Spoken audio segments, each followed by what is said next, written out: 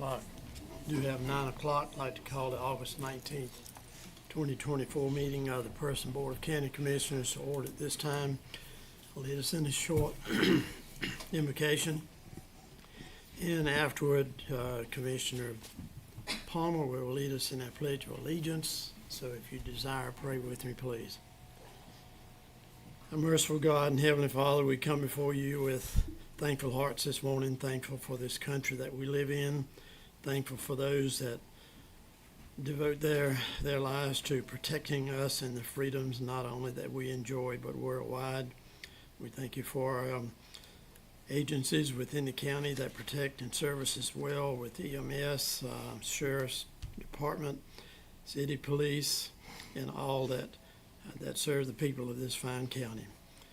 Father God, we acknowledge our inadequacies here this morning and pray to you for guidance in all decisions made, that they will be within your will and within your plan for Person County as we move forward. In your holy name we pray. Amen. Amen. It'd be our pleasure if you all would join us to say the pledge to the United States. I pledge allegiance to the flag of the United States of America and to the republic for which it stands, one nation, under God, indivisible, with liberty and justice for all. Thank you.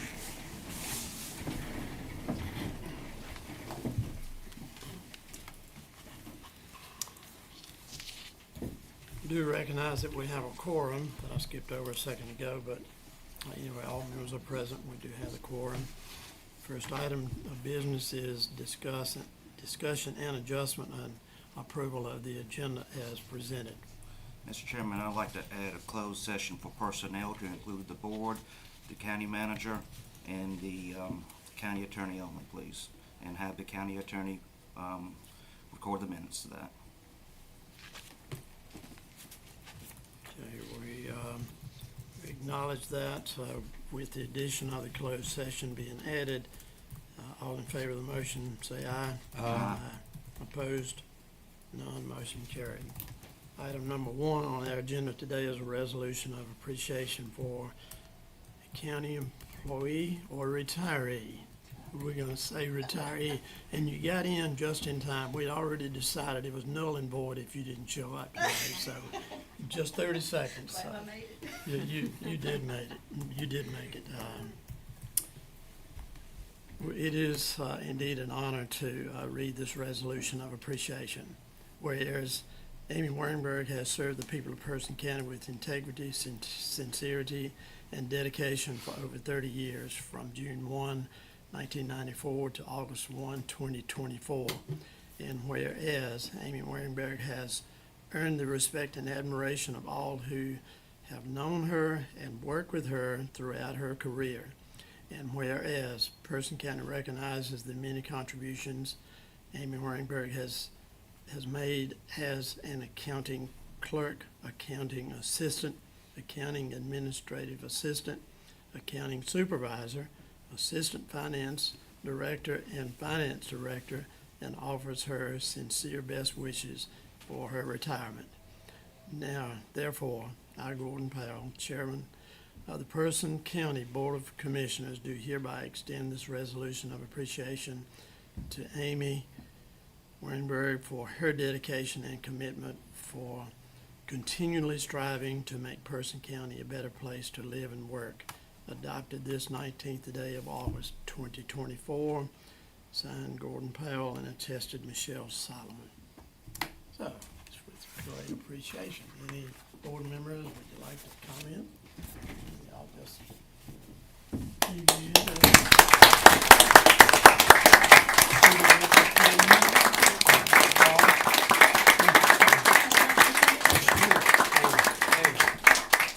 I had all intentions on bringing my grandchildren to see you 2 weeks ago. I told Heather about it. She said, "Oh my God, Oh, I'm wish gonna you get had. by I there." missed it. So anyway, I'm sorry. Thank you, Amy. I'd love to make some comments. Yeah, she's going to speak to us a little bit. Thank you, Commissioners. Wow, I am extremely humbled and overwhelmed by this resolution and filled with a myriad of emotions as I bid farewell after a fulfilling career. My journey with Person County has been nothing short of incredible. I want to take the opportunity to thank this board and county manager, as well as previous leadership, for your unwavering support that has made this professional voyage truly remarkable. I am reminded of the challenges that we faced, the successes that we celebrated, and the invaluable lessons we learned along the way. I feel extremely proud to just have been a part of it.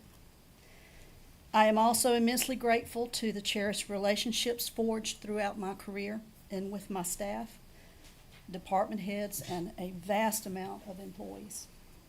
It's the people, each of you, that has made this journey extraordinary. To my family and loved ones, thank you for your unwavering support during the highs and the lows of my career. Your understanding and encouragement have been my pillars of strength, and I look forward to the next phase that we will experience together. Thank you all from the bottom of my heart for an incredible chapter of my life.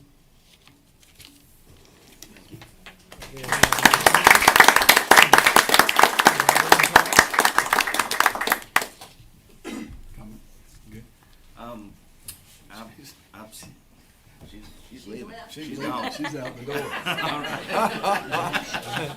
Thank you, Amy. Thank you. I guess she's thinking we might ask her to change her mind.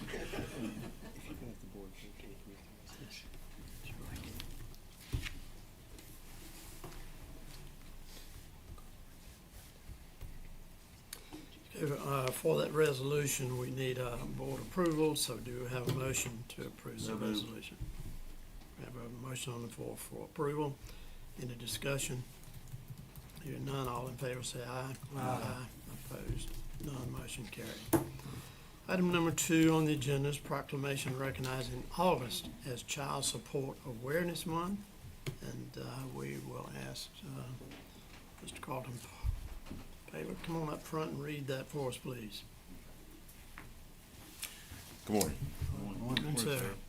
First, I'd like to appreciate this opportunity to read this proclamation before you all. The state says, whereas children are entitled to financial support from their parents in North Carolina counties to improve its efforts in child support collections, and whereas North Carolina Child Support Services is dedicated to serving families and children in North Carolina, and whereas in the state fiscal year 23-24, nearly $649 million was collected, providing support for more than 328,000 children. And the Person County Child Support Office collected $3,206,031 for the children of North Carolina, and ended the year well above the state average for a total collections of 102.67%. And the unit exceeded the 2023-2024 goals for cases under order of 91.43%, current collection 68.61%, and arrears collection at 70.61%. And whereas the children who do not receive adequate financial and emotional support from their parents may experience greater difficulty in becoming happy, healthy, and productive members of society. And whereas many concerned and dedicated judges, district attorneys, clerks of courts, service personnel, and child support professionals work to establish and enforce child support orders for North Carolina's children and one of our state's most vital resources, and whereas Person County Child Support ended the year with an overall compliance score of 98.99%, and Person County Child Support Office is currently performing overall at 100%. Commissioner Powell. And now, therefore, in recognition of child support services, the Person County Board of Commissioners do hereby proclaim August 2024 as Child Support Awareness Month in Person County and commend its observance to all our citizens adopted this 19th day of August 2024, signed Gordon Powell and attested Michelle Solomon. So we need a vote on that. We'll just take a vote then as approval of this proclamation as Child Support Awareness Month. Do we have a motion? Motion to approve. Have a motion on the floor. Any discussion? Hearing none, all in favor say aye. Aye. All opposed, none, motion carried. thank you for your efforts. Thank you for a good Yes, sir. report. Yes, sir. This. Thank you, sir. I appreciate it. Thank you. Thank you.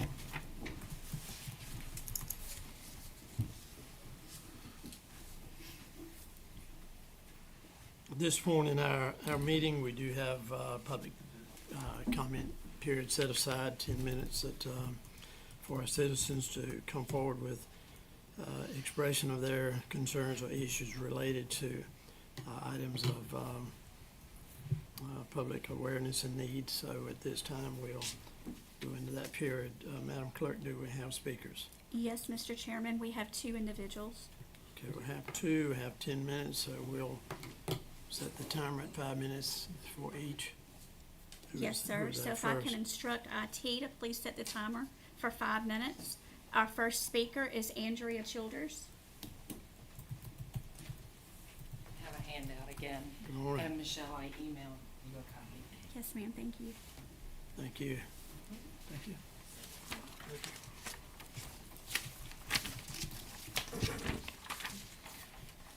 Good morning. Morning. My name is Andrea Childers. I've lived in Person County for almost 32 years. Today, I would like to address the health and safety of residents and the environment of Person County. Both the north and the south end of our county, water and air are about to be polluted, and there are things that this board can do to prevent that. First, the water. The handout is an example of steps that Durham County is taking to protect their water quality. The use of flocculants, that's a very hard word to say, would be very helpful in reducing the amount of sediment pollution we are currently seeing from the Mariah Energy Center pre-construction. I would like to ask this board to require Dominion to start using flocculants in their sediment basins, as well as increase their holding times to 5 days before dewatering. Finally, if you could have Dominion monitor the discharge from their sediment basins and agree not to dewater until the discharge is at or below state standard of 50 NTUs, this would solve our sediment pollution problem flowing off the MEC site. The people of Person County have the right to breathe clean air. But how do we know that our air is clean? This county only has one air monitor, and it only measures ozone. Very soon, in the southern end of this county, Dominion will be storing 50 million gallons of methane. They will be building a pipeline in the northern end.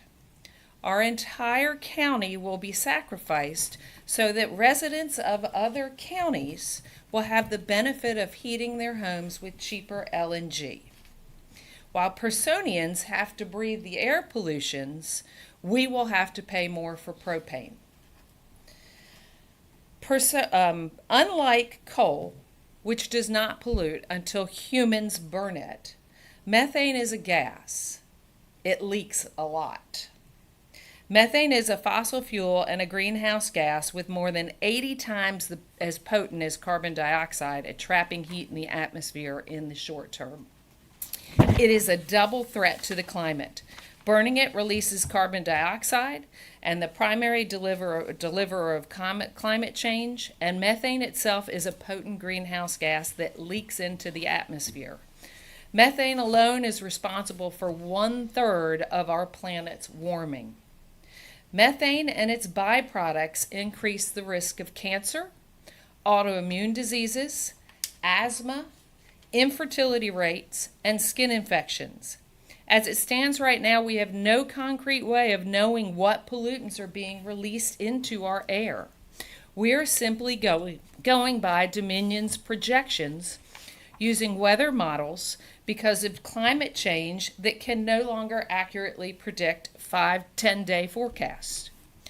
I propose this county be proactive in dealing with the possible pollutants and place air monitors on both ends of the county so we can actually prevent catastrophic events before it happens instead of reacting to man-made crises.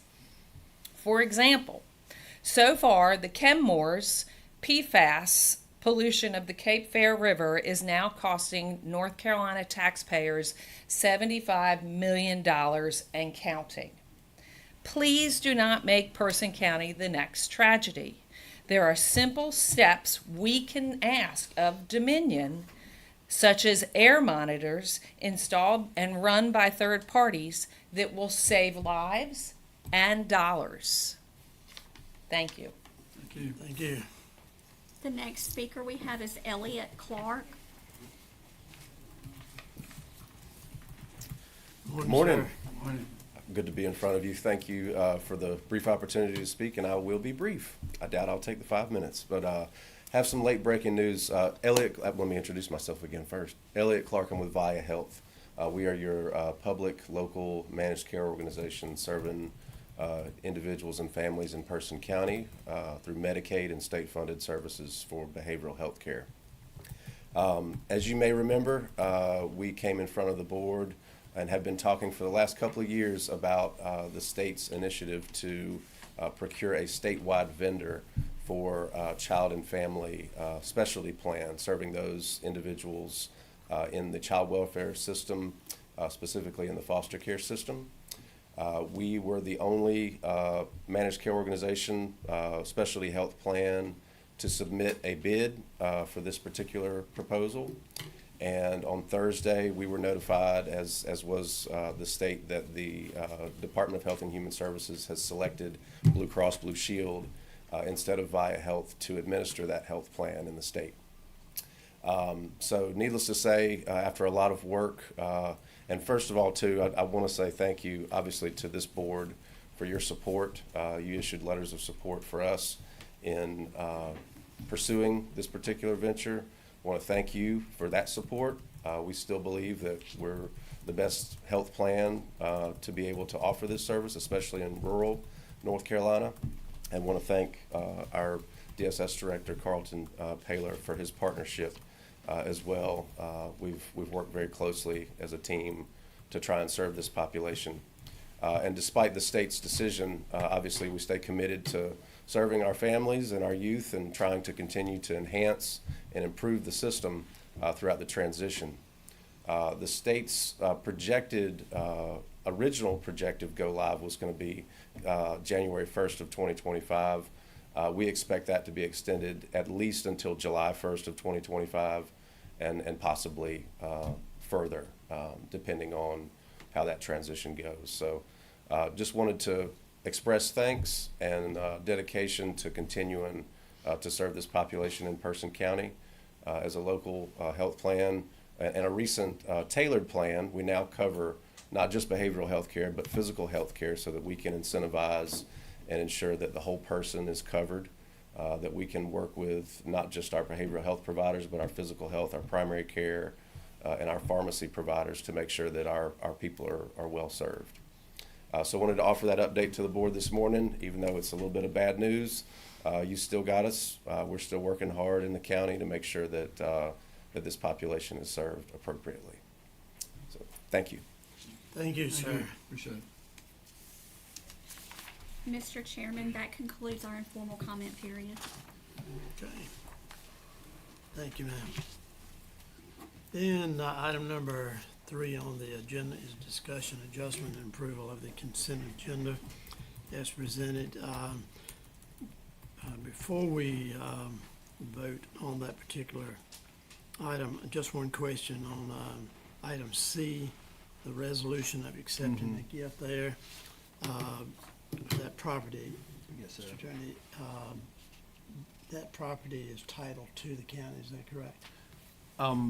So what's going to happen is we're in the process of closing on the Carolina Pride Car Wash purchase, and as part of that, CPCW is going to be donating the vacant 5.42 acres, and they're doing that as a separate deed. And because this is our last board meeting before that closing happens, we wanted to have something that formally shows the county accepts that deed gift. And so what the resolution just says is that, when we receive it, we accept it. So there's nothing else that the Good. county would need to do. And to your question, it will be titled to the county. Good, very well, thank you. Yes, sir. Do we have a motion to approve the consent agenda with, and you do have some minor changes there that's before you in this resolution. Everybody has a copy at your desk, or your seat rather. So,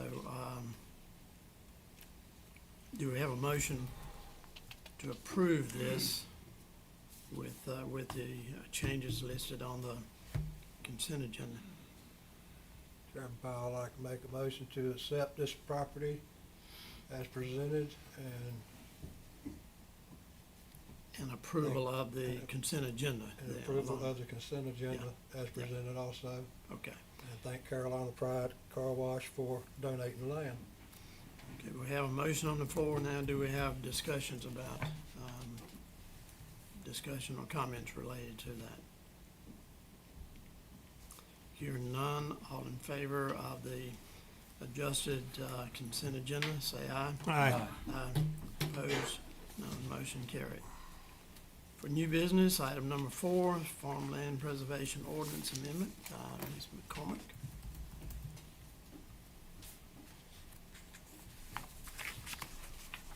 Good morning. Good morning. I have a presentation, if IT would pull that up, thank you. So, good morning, Commissioners, and thank you for this opportunity today. I am here on behalf of the Person County Agricultural Advisory Board, and I'm not sure, there was supposed to be a couple of members here, but they're not. So just to note, you do have a copy of this revisions in your packet, and these revisions have been reviewed by the Soil and Water Conservation District Board of Supervisors, your Person County Agriculture Advisory Board, the Assistant County Manager, and the County Attorney. Next slide, please. So the current Farmland Preservation Ordinance was adopted on October 17th of 2022 with a purpose to preserve and protect Person County farmland, promote and recognize agriculture, encourage the economic vitality of agriculture, and offer voluntary programs for landowners to participate. Next slide, please. Currently, there are 2 voluntary programs in the ordinance, the Voluntary Ag District and the Enhanced Voluntary Ag District, also known as the VAD and EVAD. And in order to participate in these programs, the land must be bona fide farm, managed with conservation practices, and the landowner must agree to sign a conservation agreement with the EVAD. That agreement is a 10-year irrevocable agreement that is recorded with the Register of Deeds. Generally, these are public awareness programs with recognition signs, and they are identified on GIS. There are a few other benefits, particularly to the EVAD participants, in which 25% of the gross sales can come from non-farm products. And they're eligible for a 90% cost share rate with our state cost share programs that we offer. Additionally, they are given priority ranking with state grants. Next slide, please. So today I'm here to offer a 3rd program. And again, this is another voluntary option, and it is the Agricultural Conservation Easement Program. This program will allow for the purchase or donation of agricultural conservation easements. These easements are legally binding agreements between the landowner and the easement holder, in which the landowner agrees to restrict residential, commercial, and industrial development of the land in order to maintain its agricultural uses. In other words, the landowners are selling or donating development rights of the land. These easements can be purchased using the North Carolina Department of Ag Farmland Preservation Trust Fund grants and through USDA NRCS Ag Land Easement programs. They will be held in by Person County for the public benefit of the county. We are proposing only easements held in perpetuity to be considered with no term easements. Next slide, please. So this program will be administered similar to the VAD and EVAD programs by the Person County Agriculture Advisory Board with soil and water staff assisting. This flow chart is a brief overview of the process. Purchasing these easements have many steps and can take multiple years to complete. Once finalized and deeded, The easement holders are responsible for monitoring the easements to ensure that the terms are met. This monitoring is to be conducted by the soil and water staff. Just to note that this is not an apply and done process, but an ongoing commitment. Next slide. So is there a need for this program? The answer is yes. The loss of farmland has had much attention in the news lately, as North Carolina is second in the nation for farmland loss. Soil and Water Department is approached regularly by landowners wanting information on how to preserve their farm. According to the 2022 census, which was released in February, Person County has lost 7% of their farms since 2017, as shown on the chart to the left, with the chart on the right showing the value of agricultural production here in Person County is over $46 million. Next slide, please. So there are some benefits to landowners. The landowner gets to retain the ownership so they can continue to lease the land, use the land for collateral, sell the land, or give the land to heirs. It is not public land, so public access can be restricted. However, hunting and other recreational activities are allowed to continue if the landowner chooses. Farming and forestry operations are allowed to continue, and the property remains eligible for PUV. These easement purchase funds can assist with reducing debt and allow funds for expansion of farming operations. Additionally, there are some potential federal and state tax benefits that may be available. More importantly, it is an opportunity that landowners have to preserve their family farms and their century farms. It is one thing to note is that specific restrictions are written into these easement agreements. Next slide, please. So the benefits for Person County and its citizens, one thing that this program does align with your county strategic plan in two areas. The economic opportunity and growth area, specifically Goal 1, recruit, grow, and retain business and industry. Section 1.2, expand and support existing businesses. So this goal is met by recognizing the economic benefits of agriculture, protecting these working lands, and offers funding opportunities to support our ag industry. The second area is the quality of life, particularly Goal 16, to preserve and celebrate rural character and lifestyle. Goal 16.1 is to implement conservation programs. And Goal 16.2 is to promote agribusiness and agritourism. So additionally, this program offers additional protection to our natural resources and wildlife. And most importantly, it helps to preserve the scenic beauty that the Person County citizens so desire. Next slide, please. So that ends my presentation. Again, these revisions have been approved by the Agriculture Advisory Board and are brought today on their behalf. And it is our recommendation that you approve this ordinance amendment, which adopts an agricultural conservation easement program. Any questions? I have just one. A farmer signs up for this, or landowner signs up for this in the 10-year agreement. And what happens if that farmer decides to, I know you're saying he's locked in for 10 years, but what happens if he avoids that? What is the penalty? Is there a penalty? So the VAD program is a voluntary 10-year agreement, and they can get out anytime they want with writing. The EVAD, it is a 10-year irrevocable agreement in which it is recorded with the Register of Deeds, so they cannot get out of it. However, if they are found in compliance, we can remove them. The conservation easement program, which I'm presenting today, is a perpetual easement agreement. And that is where your monitoring and stewardship continues. And if they are found in compliance, that is something that the county would have to take that landowner to court. And Any legal comments there? And if I could, Mr. Sims and members of the board, Ms. McCormick's exactly right. So with a conservation easement, the county takes it, we own the quote development right, and if there's a violation of the easement, and the ordinance actually specifies that there's some monitoring obligations, generally you go out on the site once a year just to check it out, but we'd have that obligation to enforce the terms of the easement. The other thing that's really important, and one of the real values for farmers doing this, is that it gives them tax benefits and sometimes estate planning benefits. And if you are in violation of the easement, you could jeopardize that and even have to possibly owe back taxes. It's not necessarily something that we would do, but it is a liability for them. And if I could just add another comment, because I want to make sure the board understands how the program works.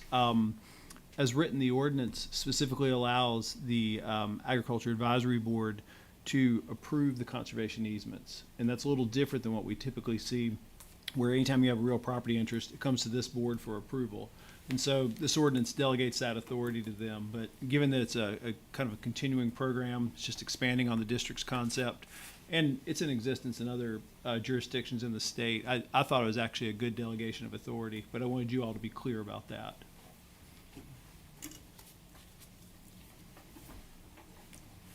Any other questions? Any other comments? Well, farmland is historically important to the people of Person County. Appreciate your efforts here.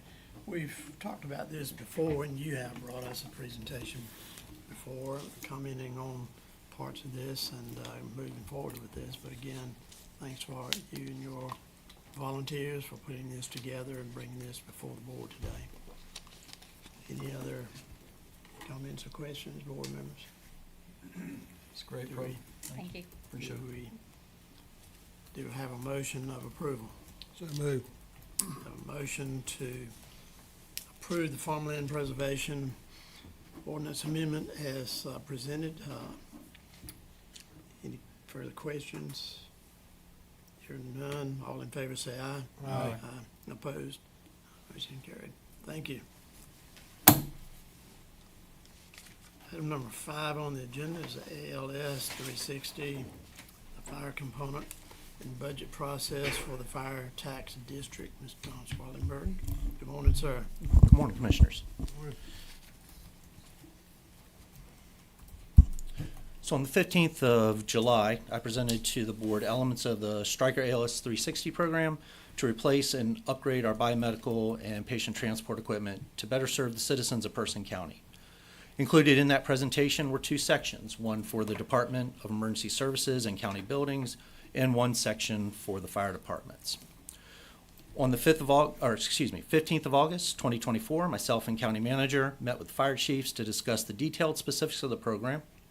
Specifically, we covered the need for the equipment, both the automatic external defibrillators and Lucas chest compression CPR devices, the benefits they provide to the citizens, the benefit of the equipment to the fire departments, the payment and contract structure, and how the program would work to enhance first responder services in their districts. The discussion was comprehensive and very productive. The chiefs present were participatory and engaged in positive dialogue.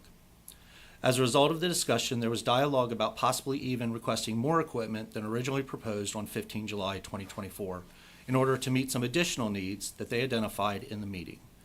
At their request, I have worked with the vendor to provide the cost quote for that additional equipment. The fire chiefs are taking this week to reflect on how to utilize the program and will meet again on 22 August 2024 to discuss further. I've also made myself available to them to answer any additional questions that may come up in the meantime, and have offered to have the vendor meet with them again on the 22nd of August if they feel that would be beneficial.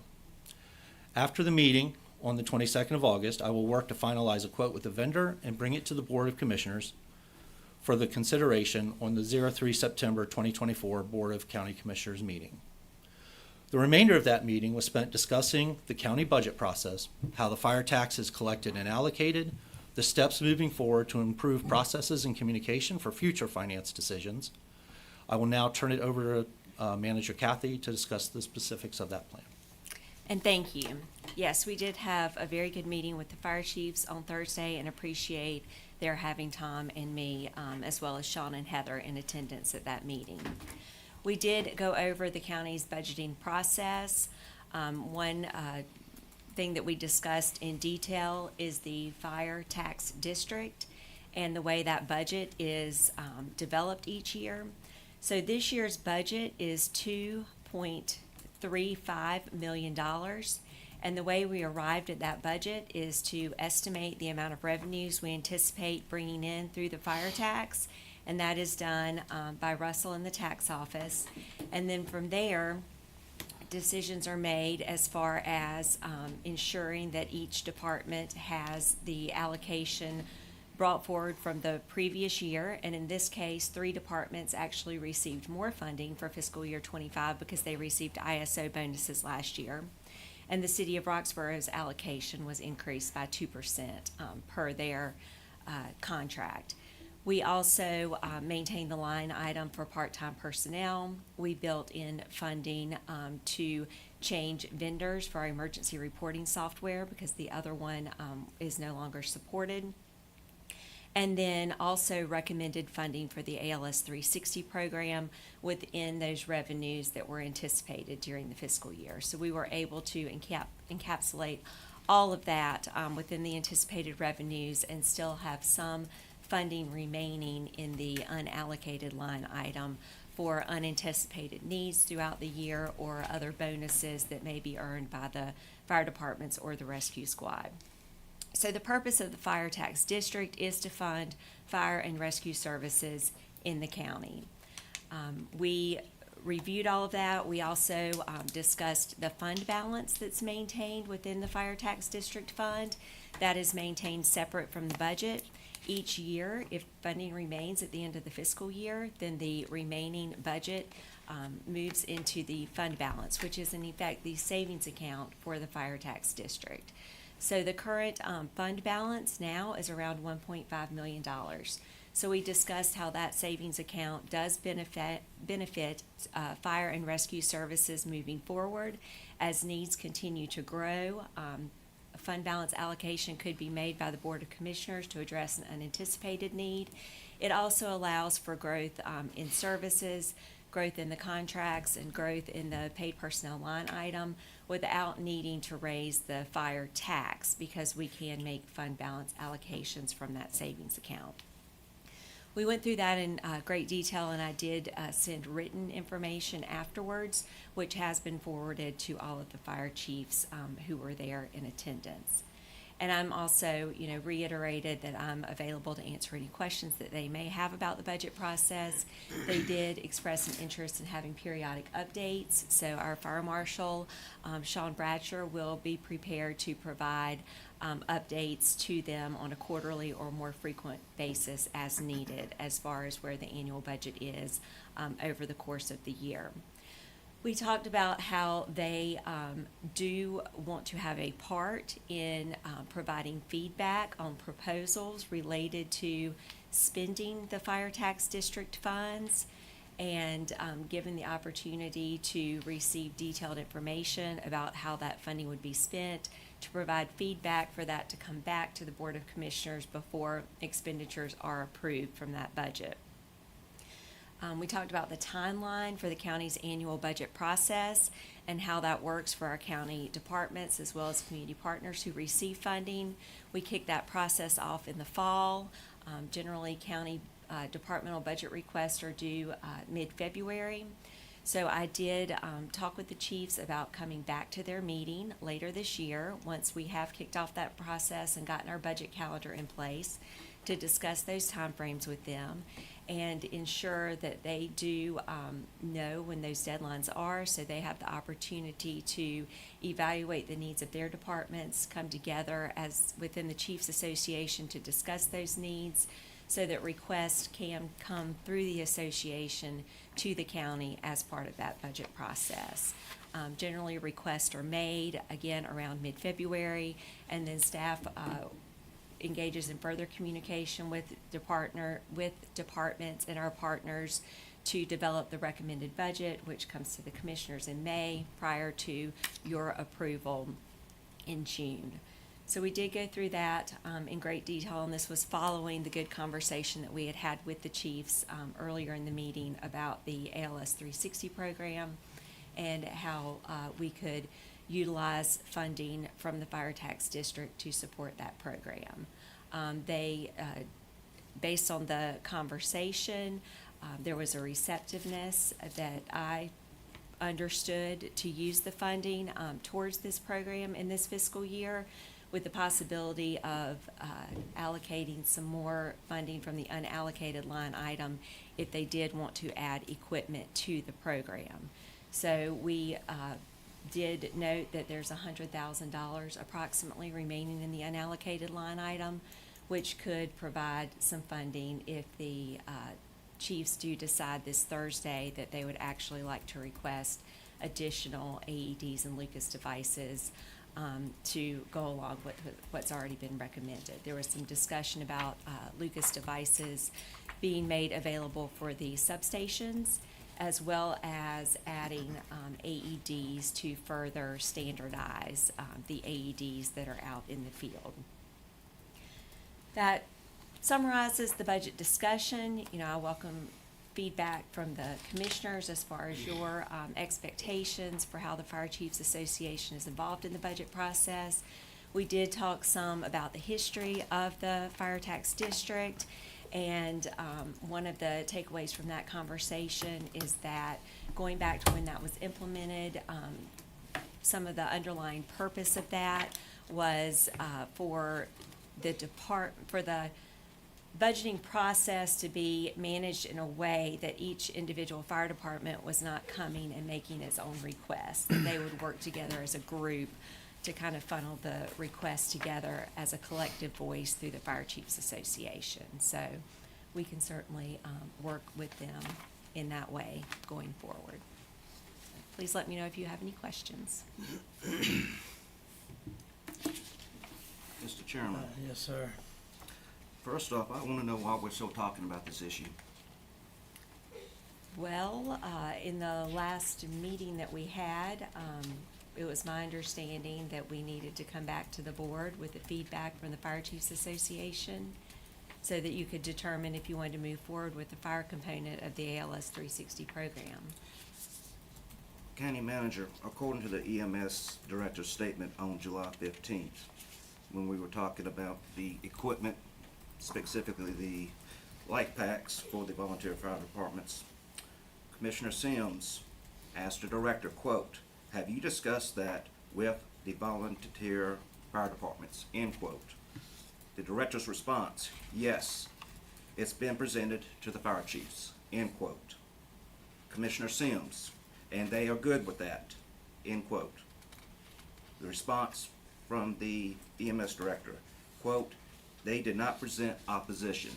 Yes, sir. So my question is, it sounds like there's some concerns here, and I want to know when the director presented this to the fire chiefs prior to July 15th. Okay, so Mr. Schwallenberg has notes from his meetings with the fire chiefs where on several occasions he had brought up the idea of, and not in a formal presentation format, and I'll summarize, and then if you'd like to add anything, that's fine. So this is my understanding, based on discussions that I've had with both him and with the fire chiefs, that this concept had been brought up as far as obtaining additional AEDs and Lucas devices, which are not currently available to the volunteer fire departments. It was not made in the sense of a formal presentation. At one meeting, a Stryker representative did come and demo or display the equipment and share that information in a Chiefs Association meeting. And so this has been an ongoing discussion over time. There was not a formal presentation that was made, but the idea had been shared. And as far as the question about approval, or I think the question was, and are the fire chiefs okay with this? and the response was they did not present any opposition.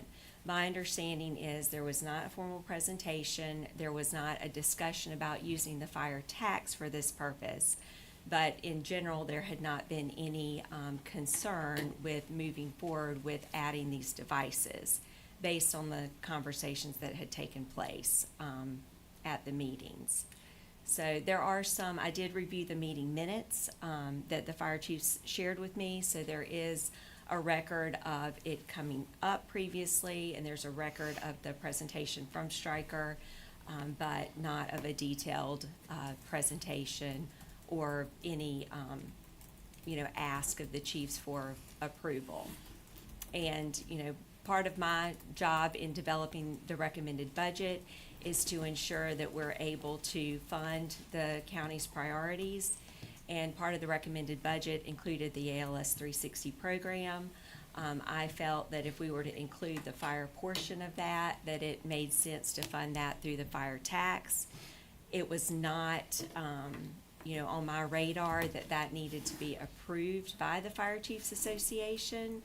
I included it in the recommended budget that was presented to the board May 20th, I believe. So it had been in that budget over the course of a couple of months. So there was, opportunity to have this discussion over that time frame. So the board did decide to pull that from the recommended budget. It was not included in the approved budget, so that's why we came back and had the presentation on July 15th. Questions remained, and so we've gone back to verify and share additional information with the fire chiefs in terms of what their receptiveness is for that portion of the program, so that we make sure their feedback is captured in this decision-making process. So my understanding that it was not formally presented, It was not. okay? Was every fire chief communicated with on this? I don't know if every fire chief was present at those meetings or not. Commissioner Perrier, let me answer your question for you, sir. So the question that I was asked by Commissioner Sims, and this occurred, if you go back to the YouTube video, at 2 hours, 8 minutes, and 10 seconds of the recorded meeting.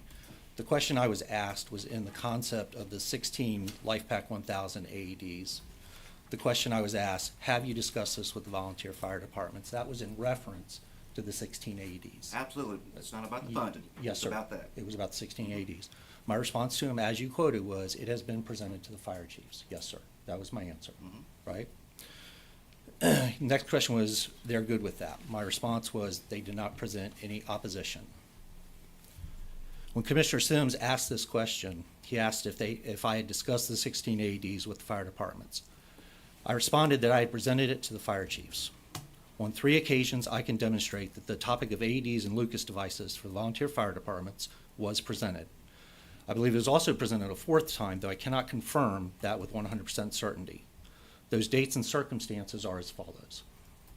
June 2nd, 2022, when I first brought up the idea of replacing the AEDs and adding Lucas devices to the fire departments, I advised the fire chiefs that I would like to do a survey and find out the AEDs that they had in their fleet, age and condition, etc., as part of the justification for why this was needed. On October 5th, 2023, I brought up at the fire chiefs meeting that the county was in a budget process, and I intended to look for funding for replacing AEDs and adding Lucas devices to the fire departments as part of the budget process.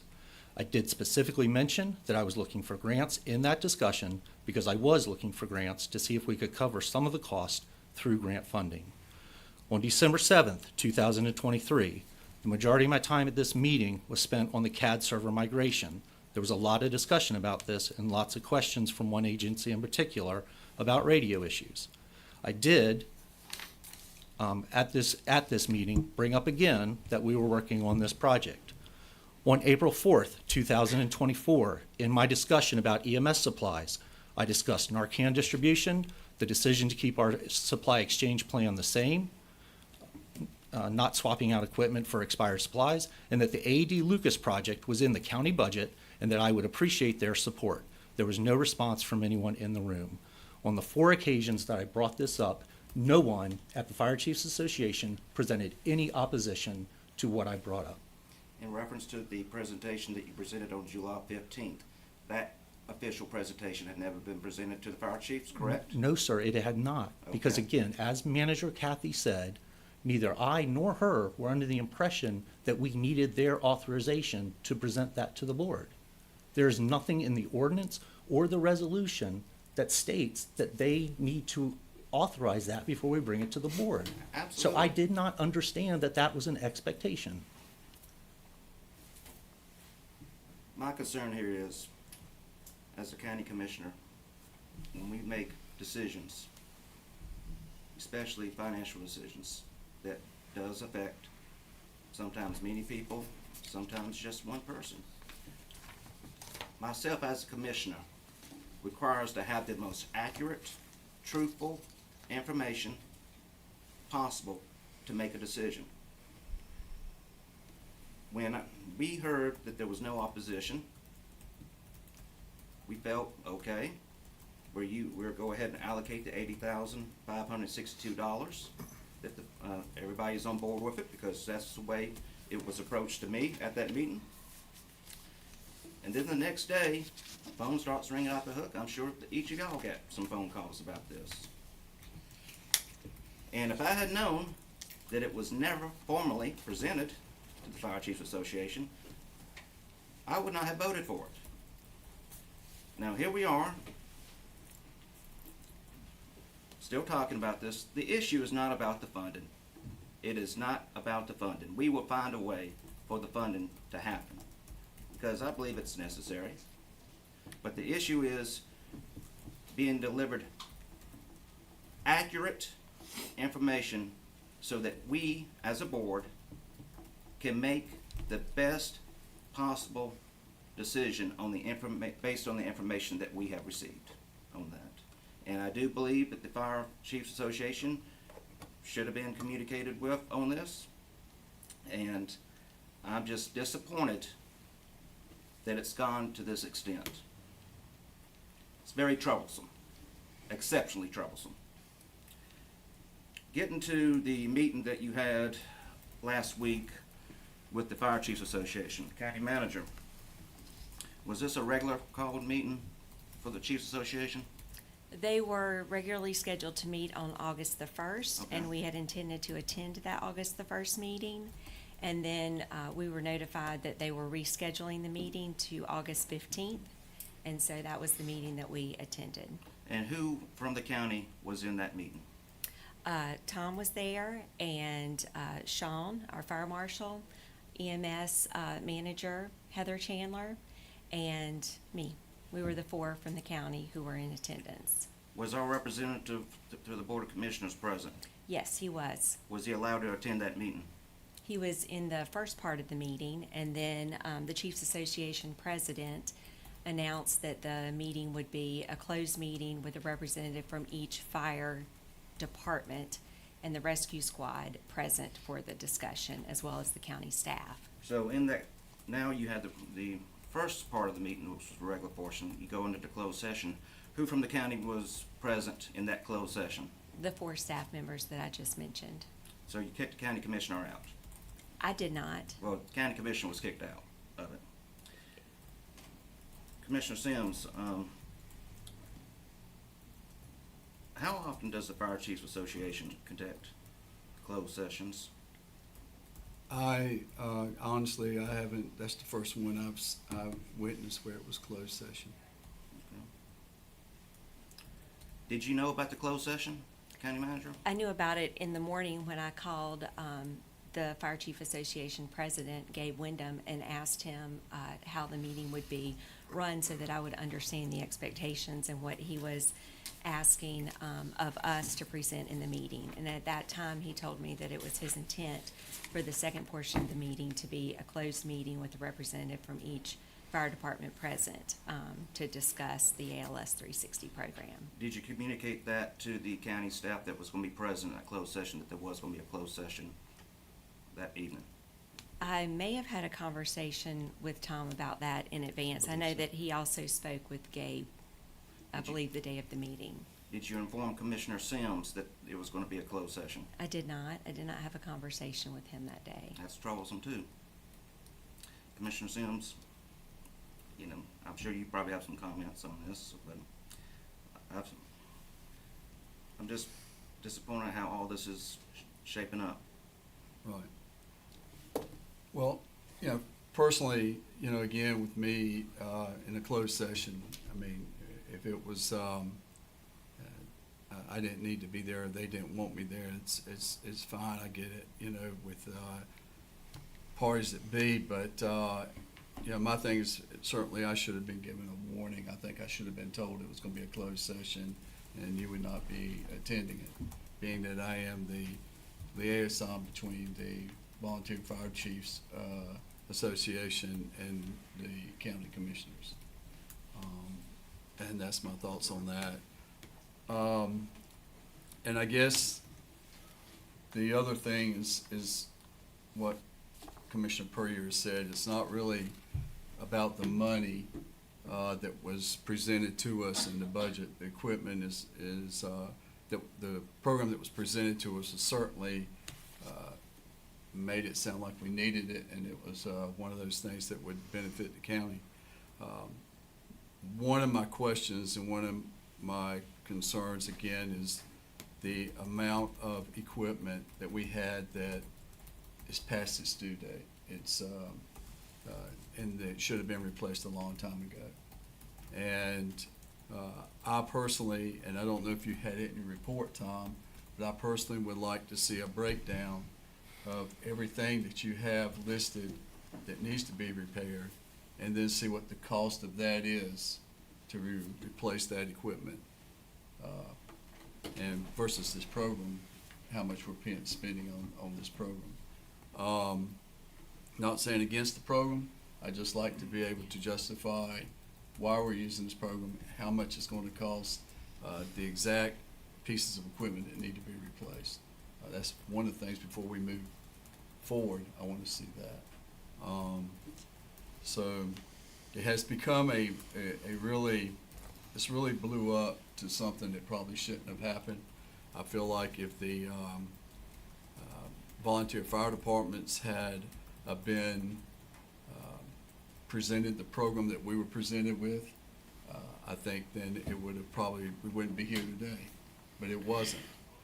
We had discussions, there were discussions that were made through the dates that Tom has basically shared with us, but nowhere in there did he, I think, present to the volunteer fire departments that, you know, we're going to spend $80,000 out of the funds that was coming from. And I think that the volunteer fire departments certainly had heartburn when they called us right after the meeting about they had no idea, they were not notified, and that's a lot of the calls I got. And I guess my next question is, with this, is try to make it as plain as I can make it, is every single volunteer fire department okay with this program and wants it to go forward? So I cannot answer that at this time because they are going to meet again on August the 22nd, which is this Thursday. We're not asking for any type of decision. This was an update. You know, in my thought in putting this on the agenda was we might have had a decision made or something to bring forward from the Chiefs Association meeting on the 15th, but they did say they wanted to take the week to think about it and look at the numbers. Tom has gotten an updated quote from Stryker. They're going to meet on the 22nd, so I've included this as a tentative agenda item on September 3rd, you know, depending upon the feedback that we get from the Chiefs Association on Thursday night. Well, my question will be again, on that day, is every single volunteer fire department okay with this program? Do they agree with it? Are they okay with it? There are many questions. This is complex, there's no doubt about it, so we're treading new ground here. But several comments have gone to the Chiefs Association. In the audience is Chief of the Fire Association, Mr. Gabe. I would like him maybe to, if he doesn't mind, hate to put him on the spot, but he might have some comments here that relate to this process and what we're here discussing this morning. So, Mr. Winder. Good morning, Commissioners. Morning, Mr. Powell. I'm Gabe Wyndham. I'm the Assistant Chief at Islandsville Fire Department. I am the President of the Person County Chiefs Association. First of all, it was never a matter of us as the Chiefs Association as a whole as to what equipment was going to be placed. Our issue was the use of fire tax funds. Whoever recommended that, where that came from, I don't know at this point. It doesn't really matter. Our assumption from the inception of the fire tax in Person County about 5 years ago is that that money was to be used for the volunteer fire departments and rescue squad, and that we kind of had a say in how that money would get dispersed if any kind of needs arose in the future, that we would have a say in that and would come to a conclusion as an association, as a whole, not individually, as a whole, for the betterment of Person County. That was our issue, was the recommendation of the fire tax funds. Now, who said what was misconceived or perceived, I don't know. But it was the use of fire tax funds was the issue mainly at hand for the Chiefs Association as a whole. And I understand what you're saying, but I think the phone calls that I got, it was a little bit about the funds, but the other thing was that nobody knew about the program that was being presented to us at our county commissioner meeting. Not It was a never program as a whole. It was never a formal presentation given to the Correct. volunteer fire departments like what was given to us. Correct. Okay, that's what. Okay. So, Chief, your next meeting, is that gonna be a closed session as well? So it's not gonna be a regular meeting. And the reason that meeting went to closed session was to keep any bickering or any drama. I can't stand drama. It was my decision, after talking to a couple other chiefs, to have one representative from each department available. Only other exception would be myself as the president to moderate the meeting and Hal Oakley to take minutes. And the reason being, sometimes there's 3 to 4 members from a department that shows up. And I think when you get 3 or 4 people from one department in there, it gets to be a lot of back and forth, and it doesn't need to happen. We need to hear a presentation so we can make an accurate decision as a Chiefs Association as a whole about the program. So your next meeting, when you're gonna further discuss this, would that be an open or would that be a closed? So it's really not a regular meeting, it'd be more or less a close. It would be just one member from each department, Will you allow Commissioner Sims to be present in if that he would meeting? like to be there. Thank you. Thank you, sir. Appreciate you coming Yes, in sir. here. Chairman Powell, Yes, sir. if you all will. So this was talked about in the years of 22, 23, and 24, that these devices were at the end stage of life. We shot the recommendation down on the budget ourselves. How many VFD fire departments do we have in Person County? 6 in Person County. 6. So we got a total of 6, and one individual disagrees with this proposal. I think that one is way outvoted by the other departments. And that's why we're here today, because one individual. I never received a phone call. I had home visits of very concerned individuals and VFD and EMS department. When you say individual, sir, you do mean department, like in the individual department, rather than an individual. VFD representatives, chiefs, well, Yeah, just okay. actually not in chiefs, but, members. Yes, okay. Visited me because I know a lot of them. I don't know a lot of the, captains or chiefs in the VFDs. But I did have some departmental, employees speak with me. And I did speak with one individual who is a chief with Allenville. He is well aware and he wants this stuff. However, he mentioned he may not need one particular device. But then he did mention that it could come into play that we need it eventually. But at this current and present time, the typical time frame is the call comes in and I'm gonna just make up a word, 1482 Allensville Road. Well, you got a guy who lives at 1484. He's gonna be there within 2 minutes. Then the other guy's gonna come to the fire department and get the equipment to come. So while he's there, he's doing chest compressions or whatever is needed on site until the device gets there. But we get back to the need for, I think, by my remembrance, there's only one of these devices still within its lifespan. One, only one.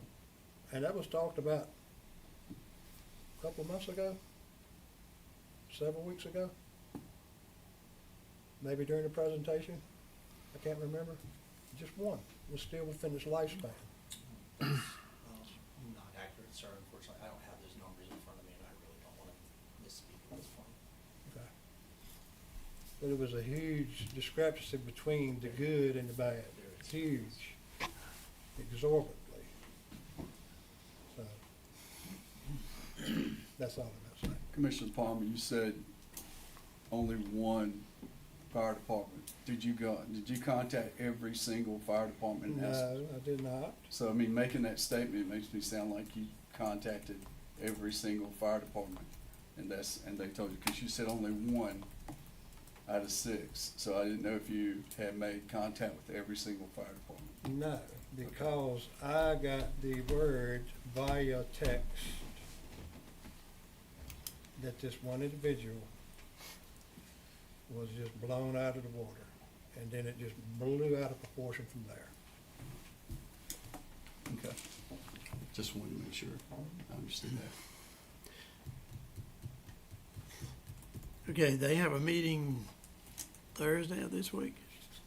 Yes, the And- Chiefs Association is meeting on the 22nd to discuss the additional quote that Tom received and whether they would be supportive of moving forward with using the fire tax district funding for the program as presented, or perhaps adding to it, or we may receive other feedback from them after they've had a chance to look at it over the course of the week. And So, this is for fire chiefs only, correct? That's my understanding, from what was just shared, that it would be the That's what- chiefs there, just made and with note of. Commissioner Sims invited to attend Right, as well. Right, of course, with Commissioner Sanders involved. So potentially, out of that meeting will come discussions related to what we're talking about here today, which might impact the final decision on what we're talking about today going forward, so. Yes, so I do have it as a tentative item for the September 3rd agenda to bring back the feedback received from the Chiefs Association on Thursday for the board's consideration in deciding. So my focus now is on the fire component of this ALS 360 program, so I just want to check in with you all to see if that's your expectation, that we revisit that portion of it on the 3rd, along with the fire chief's input.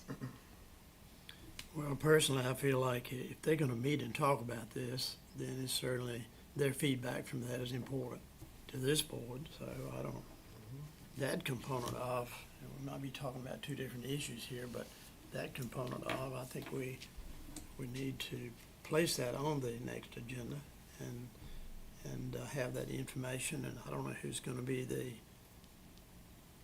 person responsible to come back to this board, if it be the president or whomever, or you.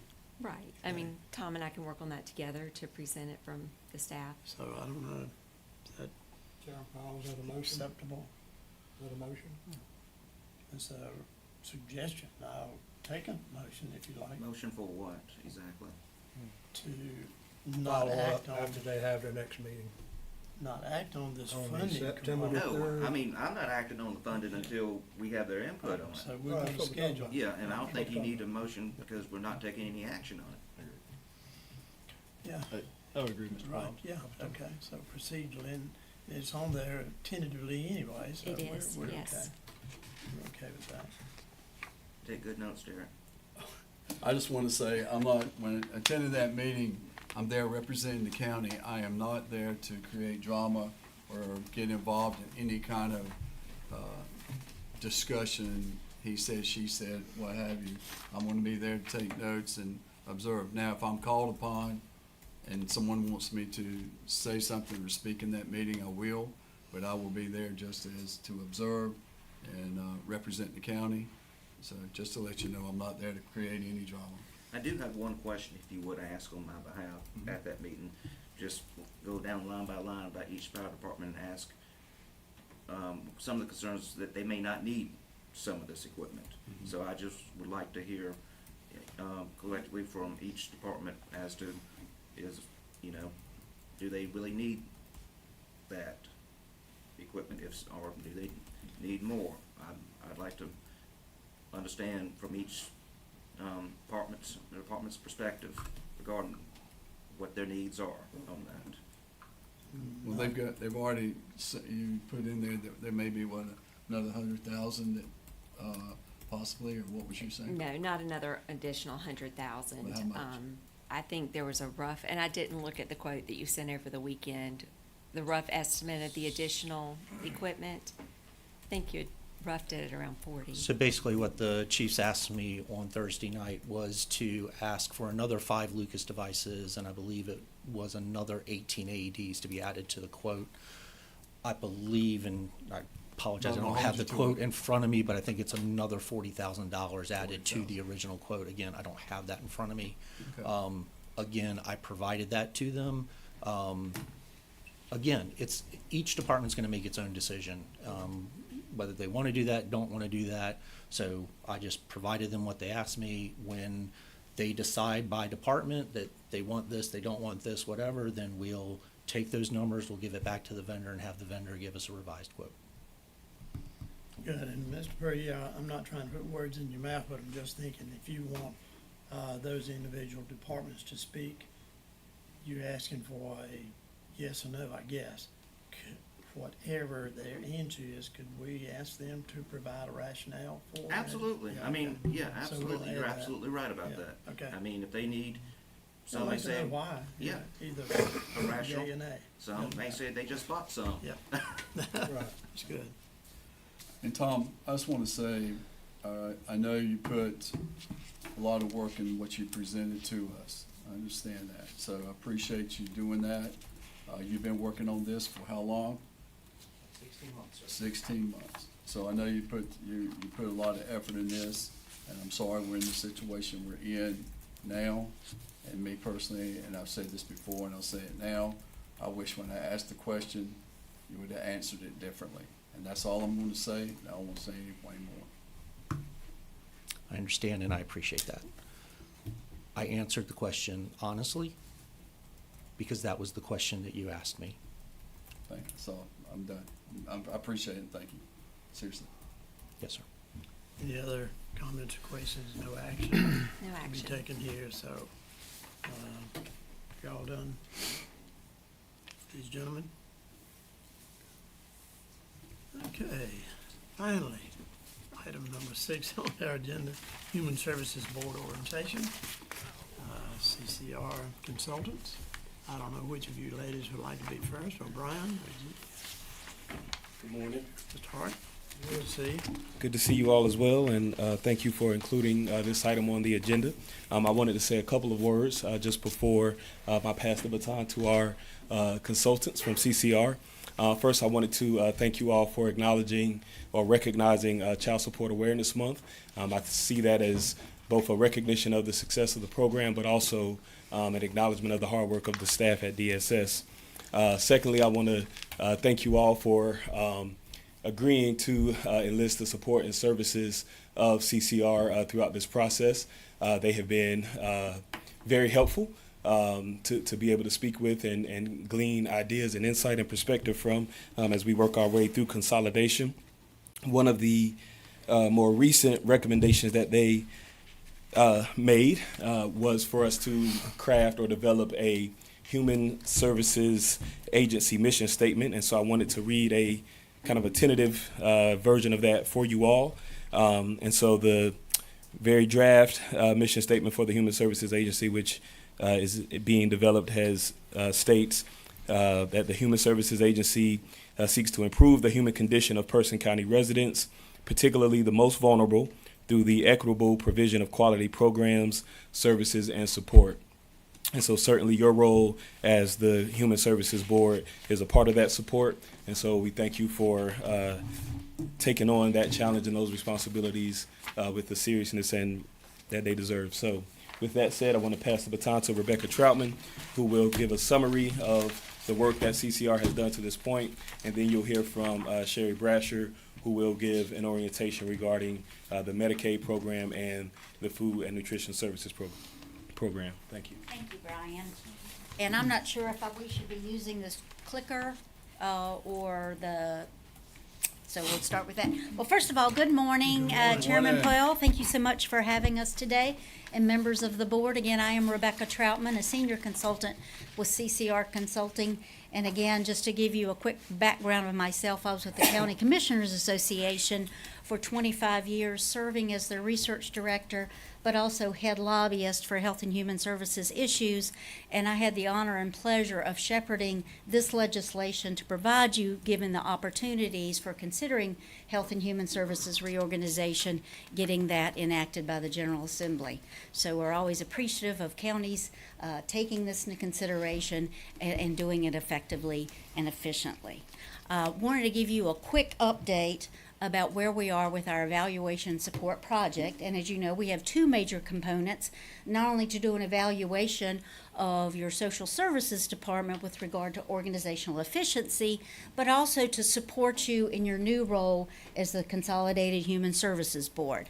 So that's what we're here today to talk about and provide some information to you. And that one's, oh, there we go. So real quickly, I also wanted to thank Brian for his help as your Assistant Manager, Human Services Director, and for Carlton Payton and his leadership team in helping us organize all of our on-site activities, because we've been to Person County a number of times now, and we've enjoyed our visit. You may recall back in April, we came and gave you a brief orientation session around all of the myriad programs that are actually administered by the Department of Social Services. And we promised at that time that we would come back and drill down to those major programs based on our conversations with your staff. So we've done that. We helped Brian and Carlton with looking at the memorandum of understanding with the department, your requirements back to them. We had individual interviews with the individual board members. We appreciate your time. Also with county leadership, with Carlton and his leadership team. And then on June 18th, 19th, we had in-depth interviews with your food and nutrition staff and your Medicaid staff.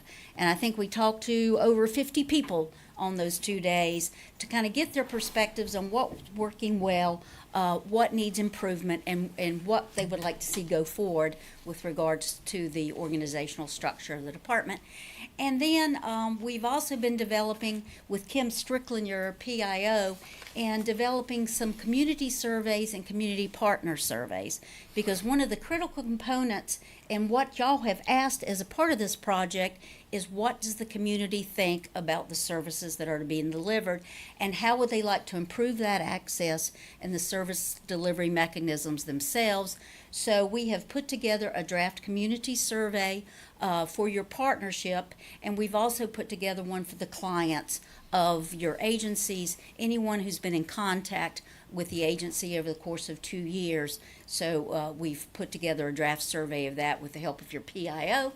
And finally, one of the major components also is engaging your community partners.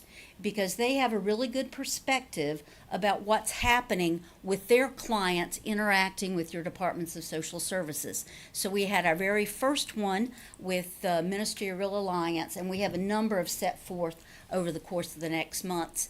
And here we are again to talk about orientation around your role in overseeing the Medicaid and food stamps project. So, what's to come? And we really wanted to highlight 2 specific dates for you, because one thing again, we're hearing from you, what does the community think? So we're having those individual conversations with the community partners, one of which obviously are some of your internal agencies, and that would be the health department. So we're going to be on site on Wednesday and Thursday. We're going to look into child welfare and child support as the next components of the major programs offered by DSS. We're also going to be talking with your public health leadership and those staff members that interact consistently with your Department of Social Services. We're starting the mid-launch of both the client survey and the community partner survey, and we're going to do the hard launch in September. It's about, I guess there's about 20 questions on that, so we're going to be rolling that out, working with your county manager and your PIO, what's the best mechanism to get that out as broadly as possible, both in a virtual and paper format. And again, looking at some of the other community partners like your guardian ad litem partners out there. And then we'll be back on site for adult services and work first. We're kind of following the organizational structure I'll have in place, talking to your schools because they're a major component of working with particularly with child welfare and some of the food and nutrition support programs. And finally, we'll be back looking at administrative functions. Commissioner Palmer. Food and nutrition only presentation? And Medicaid. So it's Medicaid, basically your economic services today. And Cherry Bradshaw, my colleague, as y'all may recall, she was the Deputy Secretary of Health and Human Services, as well as Director of the Division of Social Services, and former county worker in a Departments of Social Services. And we also wanted to point out one of the things y'all want to hear broadly from the community. We're working with Brian in the county manager's office in organizing a community forum on September 17th. So that's kind of where we are and where we're planning to go. And Chairman Powell will be, of course, happy to answer any questions or turn it over to Sherry, whatever is y'all's Questions, pleasure. board members? No, I don't have any. Okay, good. All righty then. Thank you for your hard work. Thank I mean, you. It's highly, very complicated, and there's a lot of moving parts to it, and we certainly as a board want to know our part, stay in our lane, and do our job. And you do a great job in guiding us in the right direction. Good morning. Good morning. Thank you, Chairman Powell. And you're absolutely right. These programs really are complex and difficult to manage and difficult to administer. And that's this two-pronged approach that you all have decided to take in your governance of your social services programs is really commend you all on that, because what we hope will happen is as we do these orientations and do somewhat of a deeper dive into the programs, by the time we're close to the end of this project and we start to bring forth some of those recommendations, you'll have a really strong appreciation for the administration of the programs, which will help you to better prioritize and understand those recommendations and decide which of those you want to move forward on as you take on your role as a Human Services Board. So I hope that the presentations that we have for you today, we tried to keep them very simple, and the lens that I took in putting these presentations together, both for FNS and Medicaid, was in the 40 years, what are the most common questions that people often would ask me about these programs? Because I think that really is the advocacy role. You all want to be able in the community to be able to speak and articulate the vision, the mission, and the high level sort of understanding of the programs for which you are responsible for. Not the details, not the, absolutes on are you eligible or not, exactly what would your benefit be, those kinds of things, because that really gets into a level of complexity that you're going to want to pass on to the experts that have been trained in the programs, etc. So as Rebecca said today, the two programs that we really want to present to you on are the two largest safety net programs that you have here in Person County for addressing poverty in terms of the administration of your social services program, and that is your food nutrition services program and your Medicaid program. And the first program that we're going to look at is the food nutrition services program. At the federal level, this program is known as SNAP, Supplemental Nutrition Assistance Program. In North Carolina, we refer to it as Food and Nutrition Services. This replaced the old food stamp program that we knew from the 70s and 80s and early 90s. North Carolina actually changed the name of the program here. General Assembly members at that point in time decided and wanted to change the name of the program before the federal government ever got around to doing it, because we waited years and years and it was still known as food stamps, and that's why you have a little bit of a disconnect between what the federal government calls the program and what North Carolina actually calls it here in North Carolina. So both names are accurate when you hear those. SNAP is an accurate term for the program. Food Nutrition Services is an accurate term for the program. And basically what this program does is provide food benefits to low-income families to supplement their grocery. And that is why the federal government calls it a supplemental program, because it's not intended that those benefits would, if you were trying to live off of them for a month, would actually be enough to do so. It's to supplement your grocery allotment that you set aside personally for yourself because your income doesn't afford you the opportunity to buy all that your family or household needs for that particular month. This is a federal program, so there's not very much, as I go through this presentation, there's not very much that the state or the county does to set the rules around the program. A lot of that is done at the federal level because it is an entitlement program. One of the other things about the program is an individual who applies for the program has to apply in the state in which they reside. So if somebody presents from Virginia, and you all being a border county, if they present and say, I live in Virginia, then we cannot take an application for those individuals. We have to say you must apply in Virginia. Now, if somebody presents from another county and says, I need to go ahead and make my application, blah, blah, blah, blah, blah, you can entertain that and then transfer that to the county in which it belongs. So we do look at income criteria and resource eligibility in order to determine if someone is eligible for the program as well. So what can be bought with your food nutrition services benefits? It's food. It's meant to purchase food, and food is basically all that you can purchase. You can purchase dairy products and meat products, breads and cereals, fruits and vegetables. You cannot purchase, and a couple of things that a lot of people don't know is that you can purchase seeds and plants to grow your own.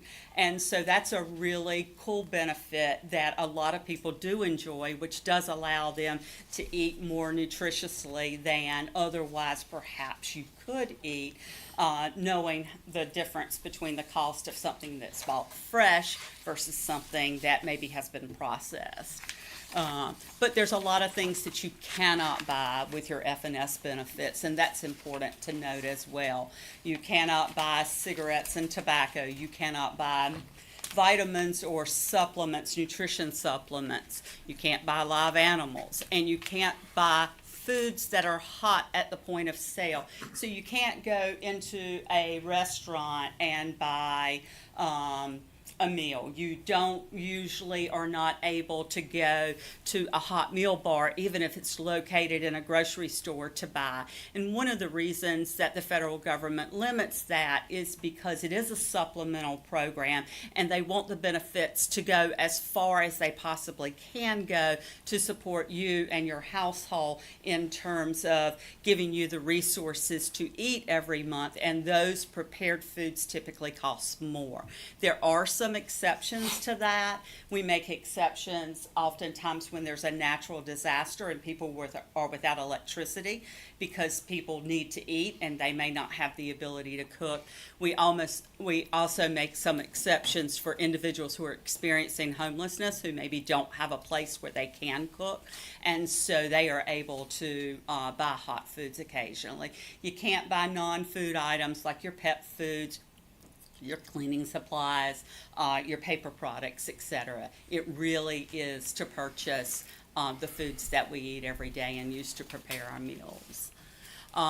One of the things about this program that is different than a lot of programs that we talk about is we typically talk about the family unit when we talk about eligibility. We talk about moms and dads and their kids, maybe, a parent that lives in the household with them. We talk about family units. But in this particular case, for the Food Nutrition Services Program, the focus is really on who eats together, who shares the common place of preparing a meal together. So it's not about the family unit, it's about the household unit.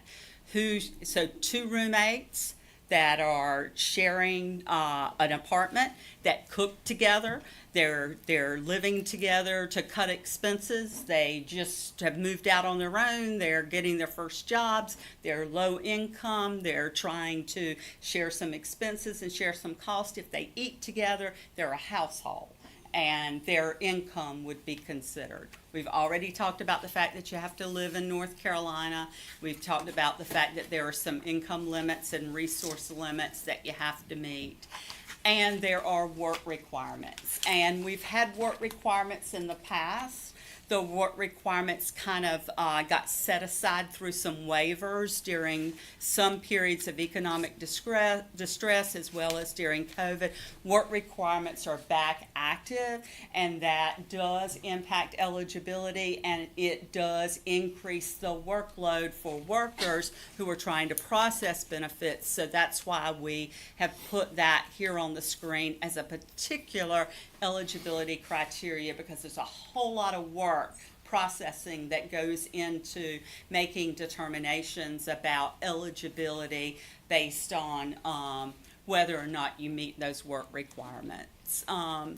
Here's a slide that gets updated, usually annually, occasionally more than annually, but almost always in January, that gives you a high-level idea of who might be eligible. And you hear me, idea, might be eligible.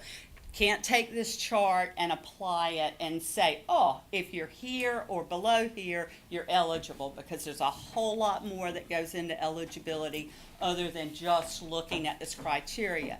But if someone approaches you and says, do you think I might be eligible for benefits at social services through the Food Nutrition Services Program, and they share with you, you say, that really does sound like it falls within that guideline. It's worth the time to go down there and apply.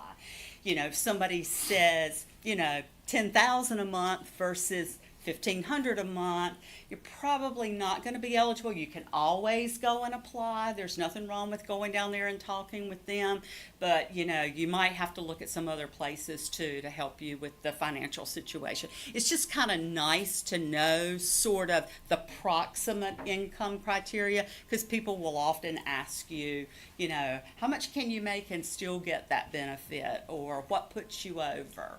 So we wanted to include this slide for you to have as well.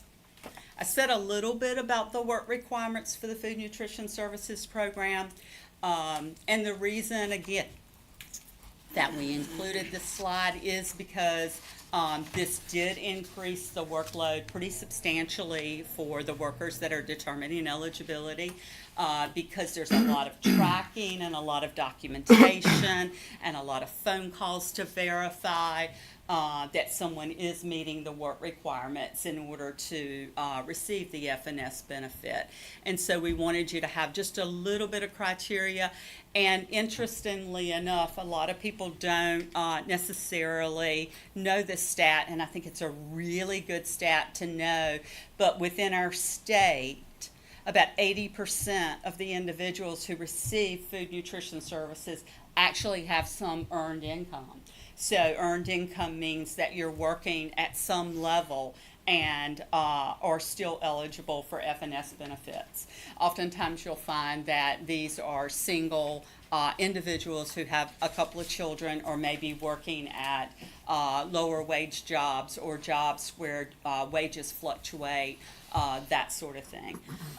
But did want you to know about the work requirements and the workload that is there with that. So how do individuals apply for food nutrition services? They can do a variety of different things. They can go to your human services office and present themselves and go in and sit with a worker and make the application. They can call into the agency and make an application by phone. This is often a helpful thing for individuals who have transportation barriers, those kinds of situations. They can mail their application in, they can fax it, they can drop it off at the office because they're on their way to work and they don't have time to stay for their interview. They can also do it via the state's DHHS ePass website, which is an electronic portal which you can go into and you can start to self-assess your eligibility and give the eligibility worker a lot of the information that they need in order to process your application.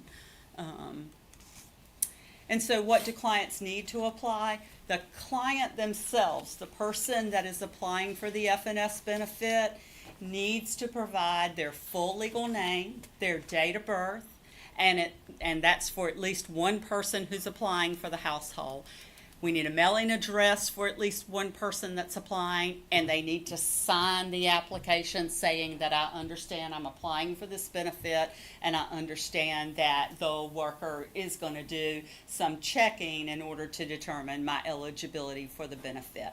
The reason that this is important is because the onus of determining eligibility is not on the client. It's on the worker. The worker has a lot of resources available to them to go out and check income, to verify your place of residency, to check with your employer about any deductions from your gross income, to do all of those things that one has to do in order to determine what your benefit level needs to be. So the rigor behind the accuracy of determining that eligibility is really high because the worker is doing the verifying and is doing the calculations based on a lot of systems information that they have access to because of the role that they're playing as an eligibility worker to go out there and check and verify that information. So the client really just has to say, I want to apply, this is my full legal name, here's the documentation about who I am with my date of birth, and then the worker can go off and they can use the tools that are available to them, both within the county, within the state, and nationally, to check the things that they need to check to determine eligibility. So here are some of the other information that's required that a worker will spend time verifying. They're going to verify their residency. They're going to look at landlord leases or mortgages, or they're going to look at light bills, utility bills, those kinds of things in order to say, yes, this person lives here in Person County, and yes, we have an obligation to process their benefits. Or, no, this person does not reside here in Person County, so I need to get them to the right county, or I need to tell them that they need to go to Virginia and apply, or some other state. Verification of income, very, very complicated process, but lots of resources available to the worker in order to determine eligibility. Lots of good resources available to determine dates of birth and verifications of birthplace, social security number. You don't have to have one, but you have to apply for one, and you've got to be eligible to get one in order to get benefits. So that's a really good check and a really good verification. You have to, because this is a federal program, citizenship is a requirement, and or a legal status for a person to be eligible for benefits through the FNS program. So all of those things are verified and checked by the eligibility worker. So when are the eligibility benefits issued? When a worker has an application, just to kind of express again the complexity of the program, it can take up to 30 days to process an application for FNS benefits, because you're out there checking lots of systems.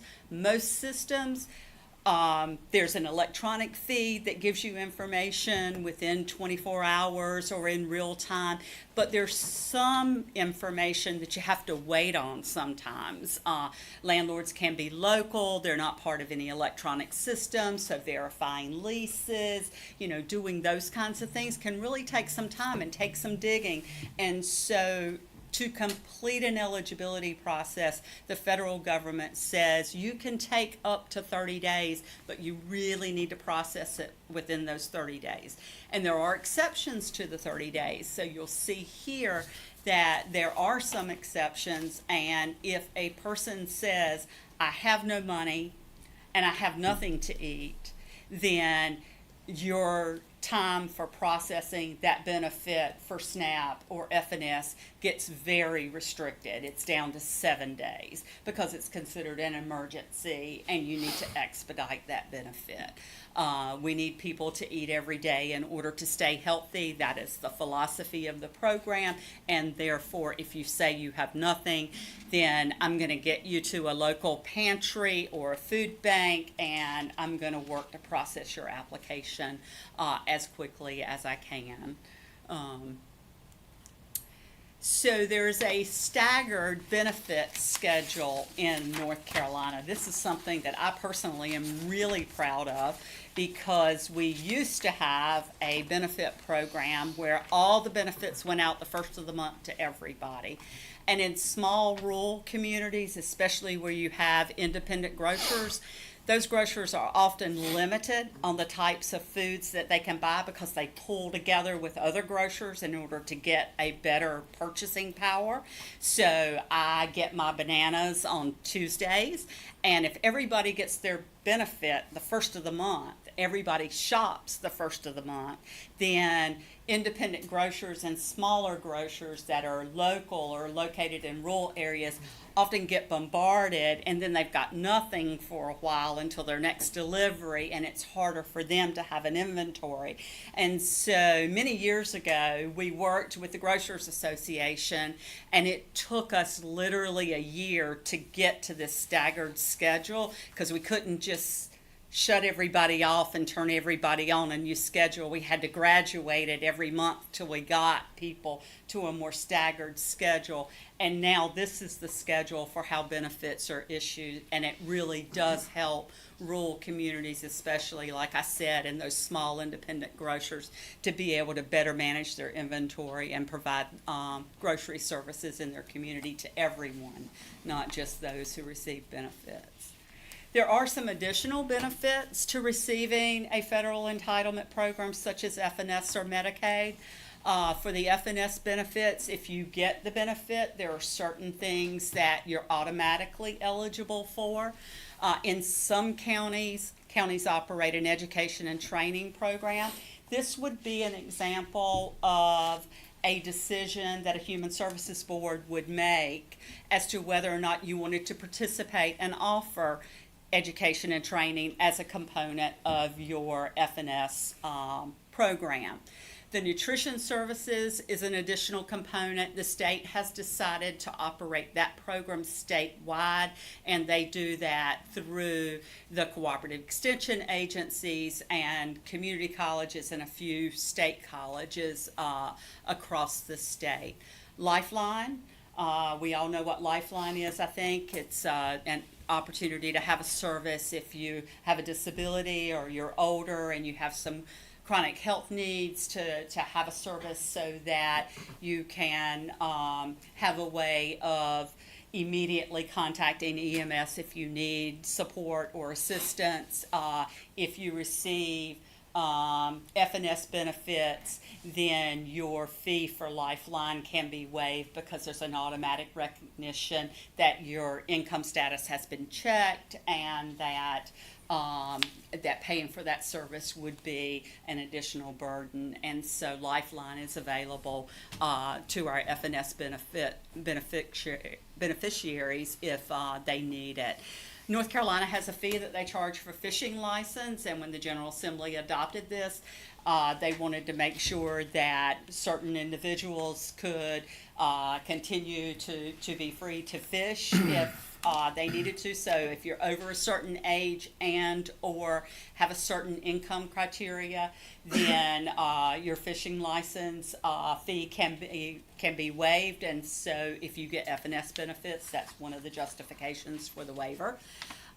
There are some cell phone services in some areas for individuals. There's also internet services that are available in some areas, and the North Carolina aquariums will allow children to enjoy the aquariums if they are members of a household that receives FNS benefits without having to pay to go. So there's some additional benefits that come along with the food nutrition services. So what is Person County's role in the FNS program? Kind of already talked about this just a little bit. You guys are the administrators of the program. This is what your eligibility specialists do day in and day out. The federal government authorizes the program. They tell states that you must run it. And in most states, the state does run it, but in a very few states, the state says, oh, we want to partner with our counties and have our counties to run it. And in North Carolina, there's a partnership with county governments, and counties run the FNS program or administer it on behalf of the state. So what it sort of looks like for North Carolina is the federal government says, here's our criteria for this program. Here you go, state. It's your responsibility to make sure these benefits get out to those who are eligible. The state then takes those federal regulations, those rules, and they make policy out of those federal regulations and rules and figure out how that needs to work. They create the IT system and then pretty much say to counties, the administration of this program is now yours. And so you hire the eligibility workers, you train the eligibility workers, you pay their salaries, you provide them with their office space, and they administer the program locally, and you receive the administrative reimbursement for doing that from the federal government, which the federal government says we'll pay 100% of the benefit. That's what the client gets to spend at the grocery store, and we'll reimburse you, county, 50% of the administrative cost for administering the program, and we'll pay the other 50%. So this is one of those situations where the federal government is giving you half of the cost of your county worker, and you are paying the other half of the cost. So the administrative costs not only include the worker costs, but that's also their office space, the building that they sit in, the expenses that they incur when they travel, when you train them, those kinds of things. So it's all either built in through a reporting process that's done out of social services monthly, or in your indirect cost plan that your county puts, that you all put together and your county manager puts together, that kind of trickles up, that gives you some opportunity to draw down some of those federal dollars for some of the other administrative things that you have to do, knowing that your HR department helps to make sure that you have eligibility workers because they're supporting the hiring and those kinds of things, that your budget officer does some things to support, and that your county manager and Brian do some things to support. So it's a 50% reimbursement for those administrative benefits. We've kind of already talked about this. It is not a single benefit program. It is a program where you can either receive expedited benefits or you can receive regular benefits. There are times when you can receive emergency benefits because something has happened in the county that required that you institute a special program because you had a power outage that lasted, an ice storm. That's something that has happened in this area historically several times when people were without power for a period of time and had to have emergency benefits. Just wanted to put this slide here for you just really quick. Some of you had asked during our interviews with you, where can I read the policies? So we're giving you a link to the policies for the Food Nutrition Services Program. It is hundreds and hundreds of pages. And this link only gives you those day-to-day rules that the worker is following. I didn't link you to what's in the general statute. I didn't link you to what's in the federal. But you can, once you're looking at those day-to-day policies, you can see the links to all the other kinds of information that a eligibility worker has at their hands. But there are 10 sections of policy that govern this particular program that are just huge volumes of information that one has to go through to determine eligibility.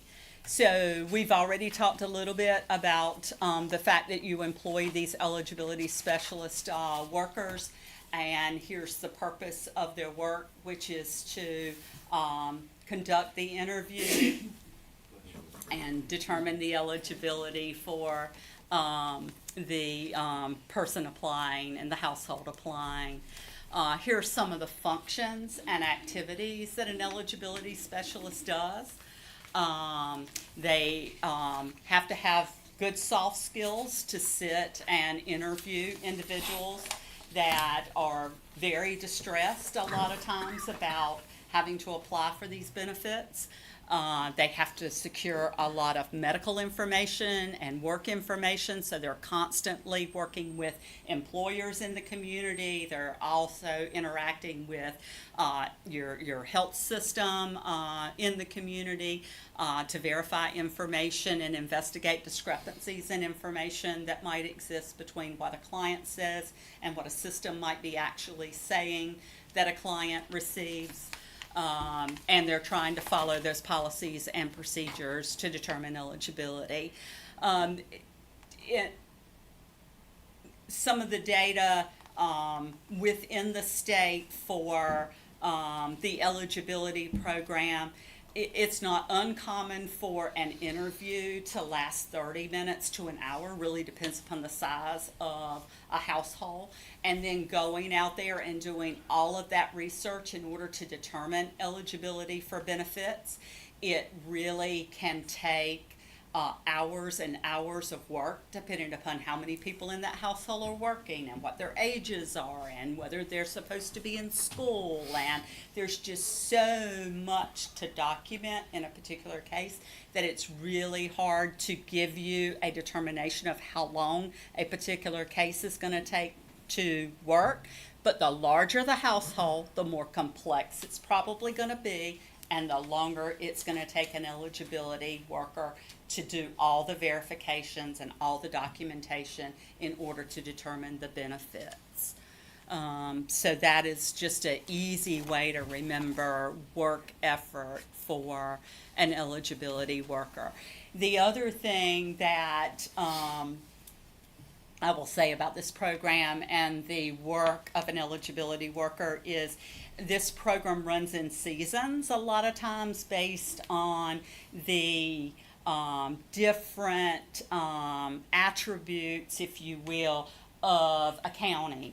So if you're in the East Coast and there's lots of tourism and beach and vacation and summer jobs and those kinds of things, you'll see an F&S decline in the number of people who are eligible during those high season months because there's more employment opportunities. So you'll see the actual utilization of the benefit go down during those peak months.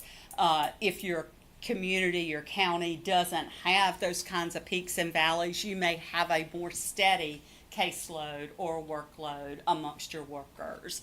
The same would be true of any sort of particular county that has a unique kind of employment situation and or economic situation in its county. This program does track very closely with the economic health of a community. So the greater the job opportunities, the higher the pay, the fewer the households that are eligible for. And so you actually see this particular program trend with the economic conditions of an area or of a county. A little bit about the experience and the skills that an eligibility worker needs to do the task. I did not put education on the slide because counties do have a lot of flexibility in what they want to require in terms of eligibility. Some counties do require like a 4-year degree. Some counties look for individuals with a 2-year degree. Some counties will advertise with a high school, and then they'll sort of work that education against the types of experiences that they've had to create equivalencies between the two so that they can match it up according to the workforce that they have in that particular community in order to recruit and retain workers. It is a very, very, very unique position. There is nothing like this work that equates directly anywhere else. There are individuals who have worked in payroll and done, all kinds of bookkeeping. They may make for really good eligibility workers. There are people that have worked in places where they've gained some really good soft skills, where they've done some interviewing and those kinds of things.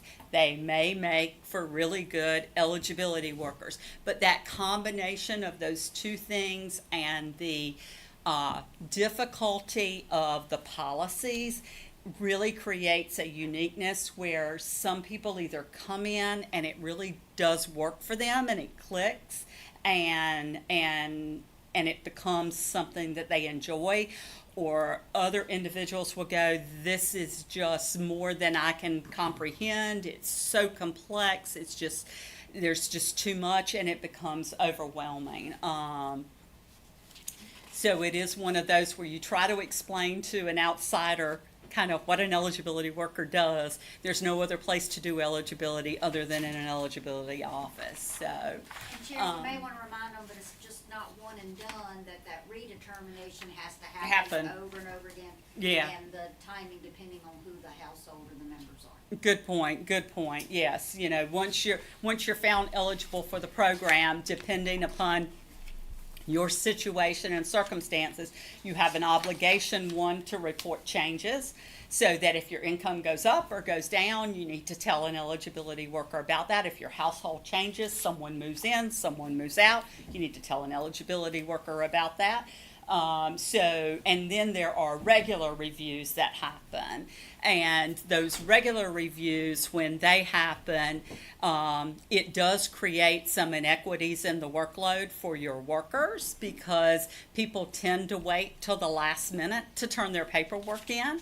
And so what you'll find if you go to an eligibility office, or if you want to call an eligibility worker, I encourage you not to do it between about the 12th of the month and about the 16th of the month, because that is a super, super, super high volume time for them, because everybody's trying to get their monthly paperwork in, and everybody's trying to get their eligibility worker on the phone, or they're going to the office trying to meet with them, because they know that that cutoff for their benefits for the next month is about to happen, and they really need to get that paperwork in and get it processed so that they can maintain their eligibility.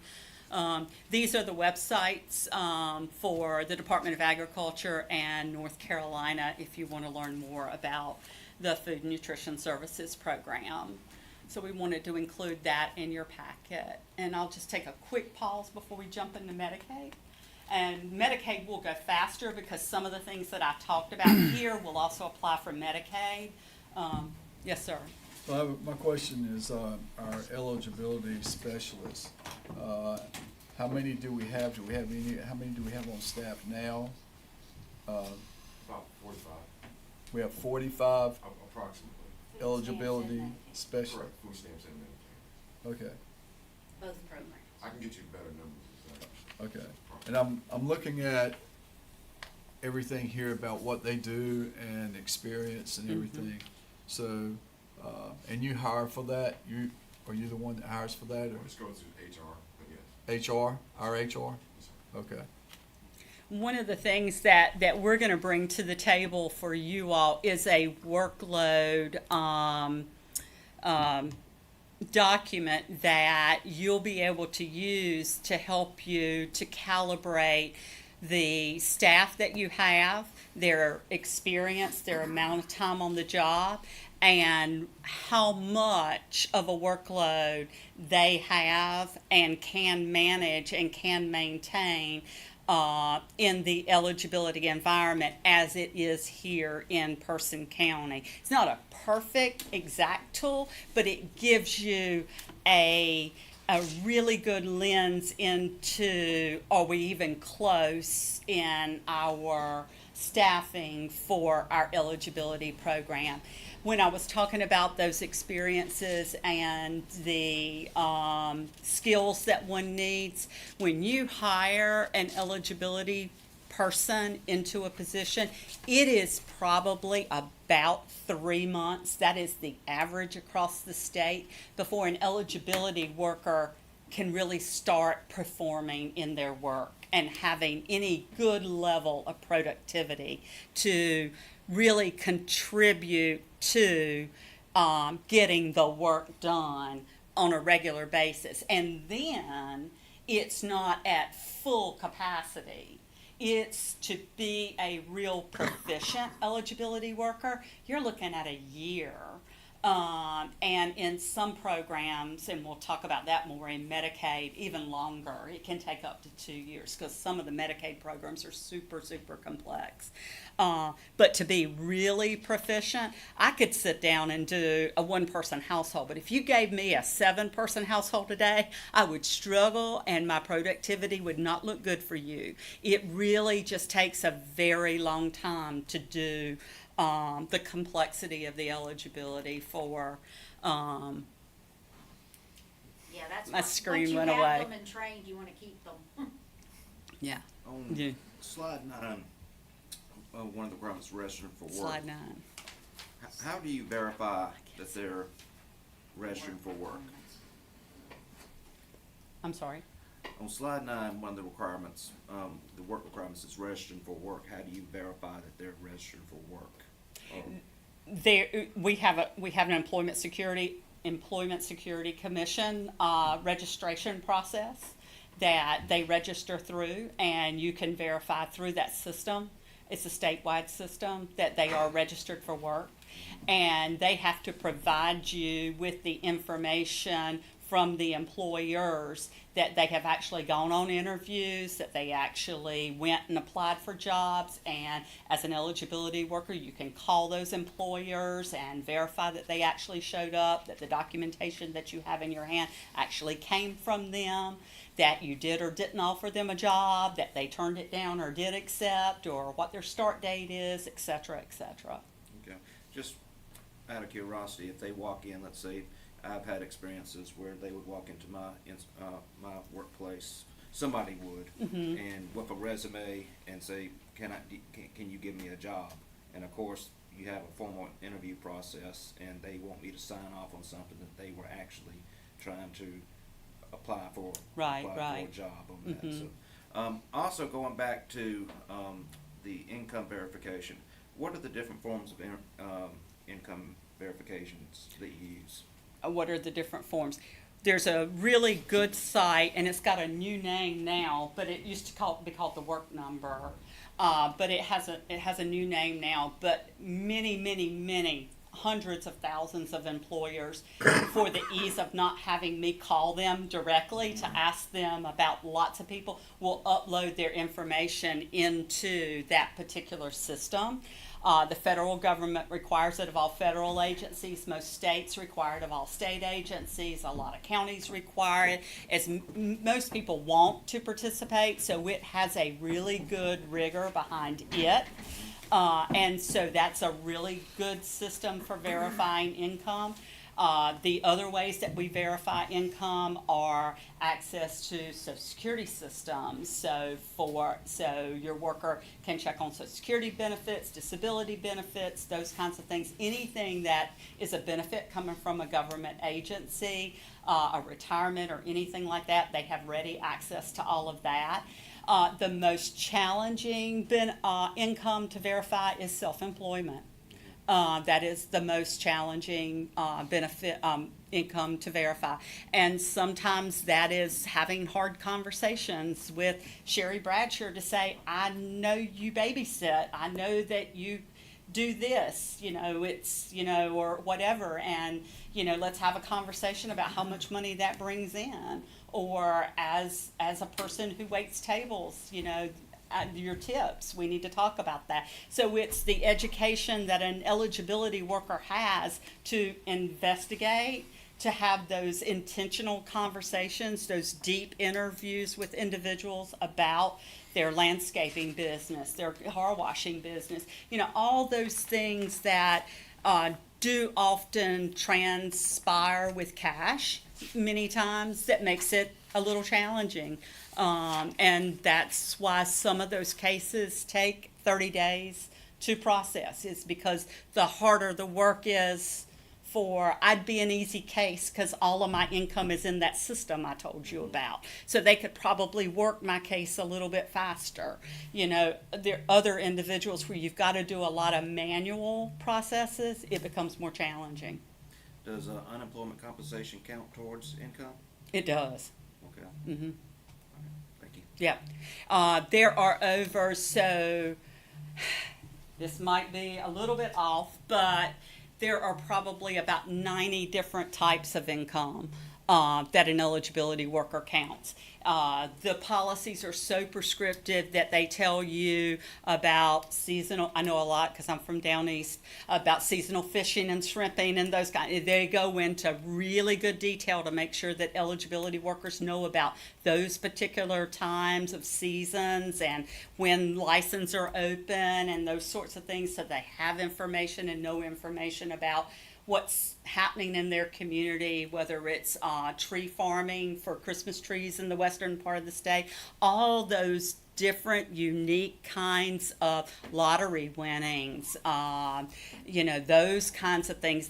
It's all spelled out in policy, how you treat those kinds of income and how that counts towards your benefits. How about child support or disability?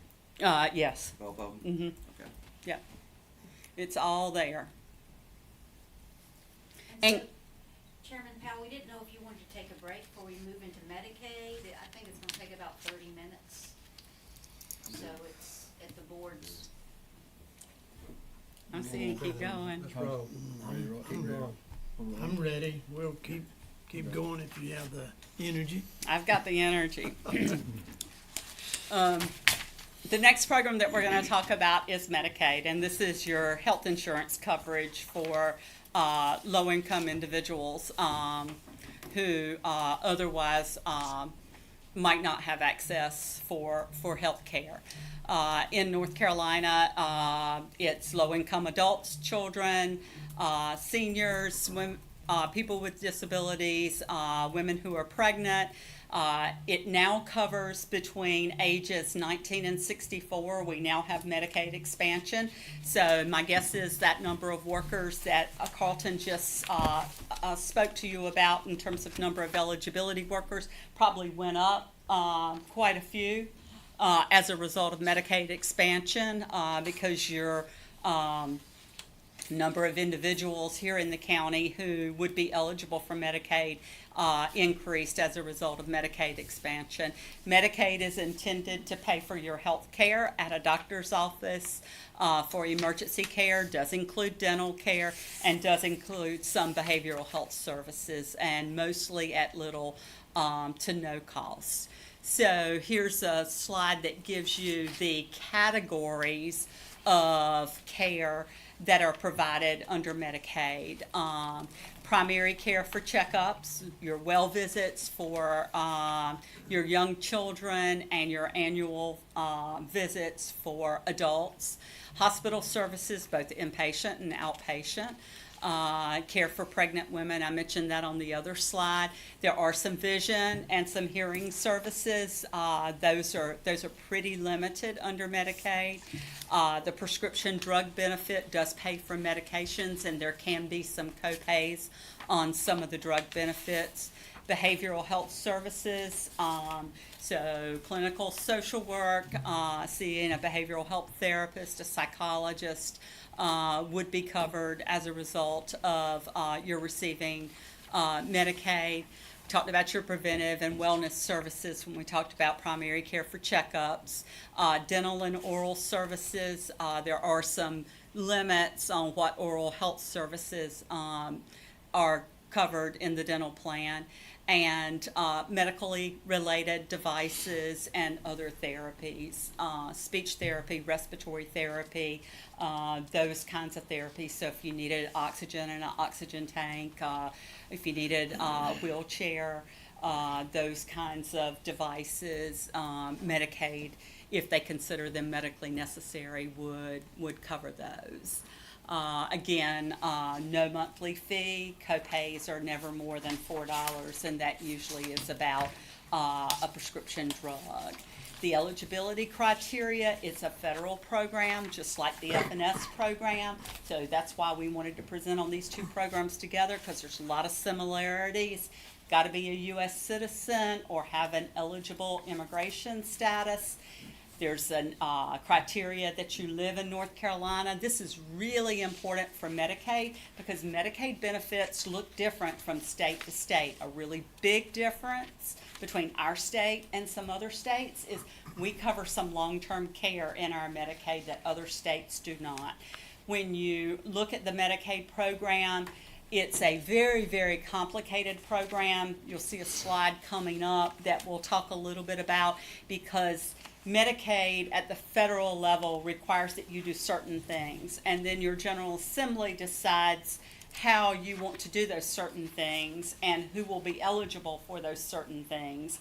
And when they do that, Medicaid kind of spins off, if you will, into each of those categories and creates a sub-program within the larger program. You need to have a Social Security number or be eligible to receive one. And then, again, just like the FNS program, we're going to look at income limits. Is there a is there a website that people could go to easily? Yes. You're going to get to that? I'm going to get to that. I put the websites, just like for FNS, on here. Thank you. And there are websites, those websites that I gave you, those larger websites that I gave you, when you click on those websites, you will, the first thing that should appear for you will be what providers need to know, what clients need to know, what counties need to know. And so it's very easy to follow depending upon the type of information that you're looking for. So you can actually use those websites to refer an individual in the community Okay. to get more information about their eligibility at those websites as well. The income criteria looks different. It's not the same for FNS as it is for Medicaid. So you'll find, and the policies are very, very, very different.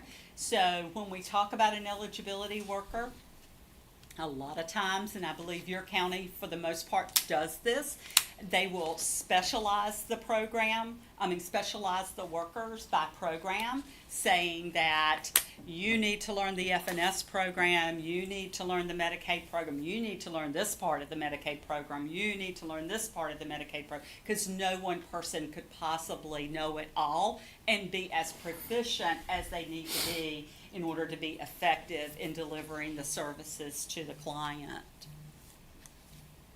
So how do you apply? You apply the same way that you do with the FNS program. You can go into the office, you can call, you can mail fax, do all those kinds of specific things.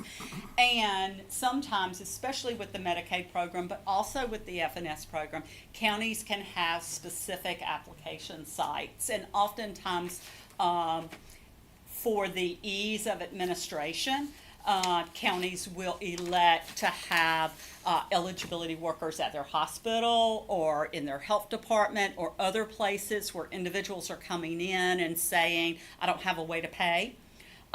Because you want to start that healthcare application as quickly as you can in order to be able to be paid for the services that you're rendering, either through your ER or through your walk-in clinics at your health department, et cetera. So it's very common in the Medicaid program to have workers who are outposted at sites to try to get those applications started so that you can receive payment for the health care that you're going to provide if a person is uninsured and might be eligible for Medicaid. Same kind of criteria for the client to start an application. Remember the conversation that we talked about in FNS. The client does not have to do very much to start an application. They need to tell you who they are legally, what their legal name is, give you a date of birth. That helps you with your searches to make sure I'm pulling up the right person, and give you that Social Security number and sign that application. Then I can go off and check lots of good systems for good information and start processing your application. So what's really important with, unlike the FNS program, with Medicaid, Medicaid does have some nuances about the program that allow you to look back on a person's past medical expenses, recognizing that I had an emergency, I went into the ER, I was treated, I was hospitalized. You know, the last thing I'm thinking about at that moment is making a Medicaid application, but I get stabilized 2 or 3 weeks later, maybe even a month later, or whatever the amount of time is, and I make my application. Medicaid will look back several months at some of your cost of medical care, usually 3 months, and will pick up and start to pay, recognizing that sometimes there's a disconnect between a health emergency and when that application actually gets made. So we've talked a little bit about Medicaid.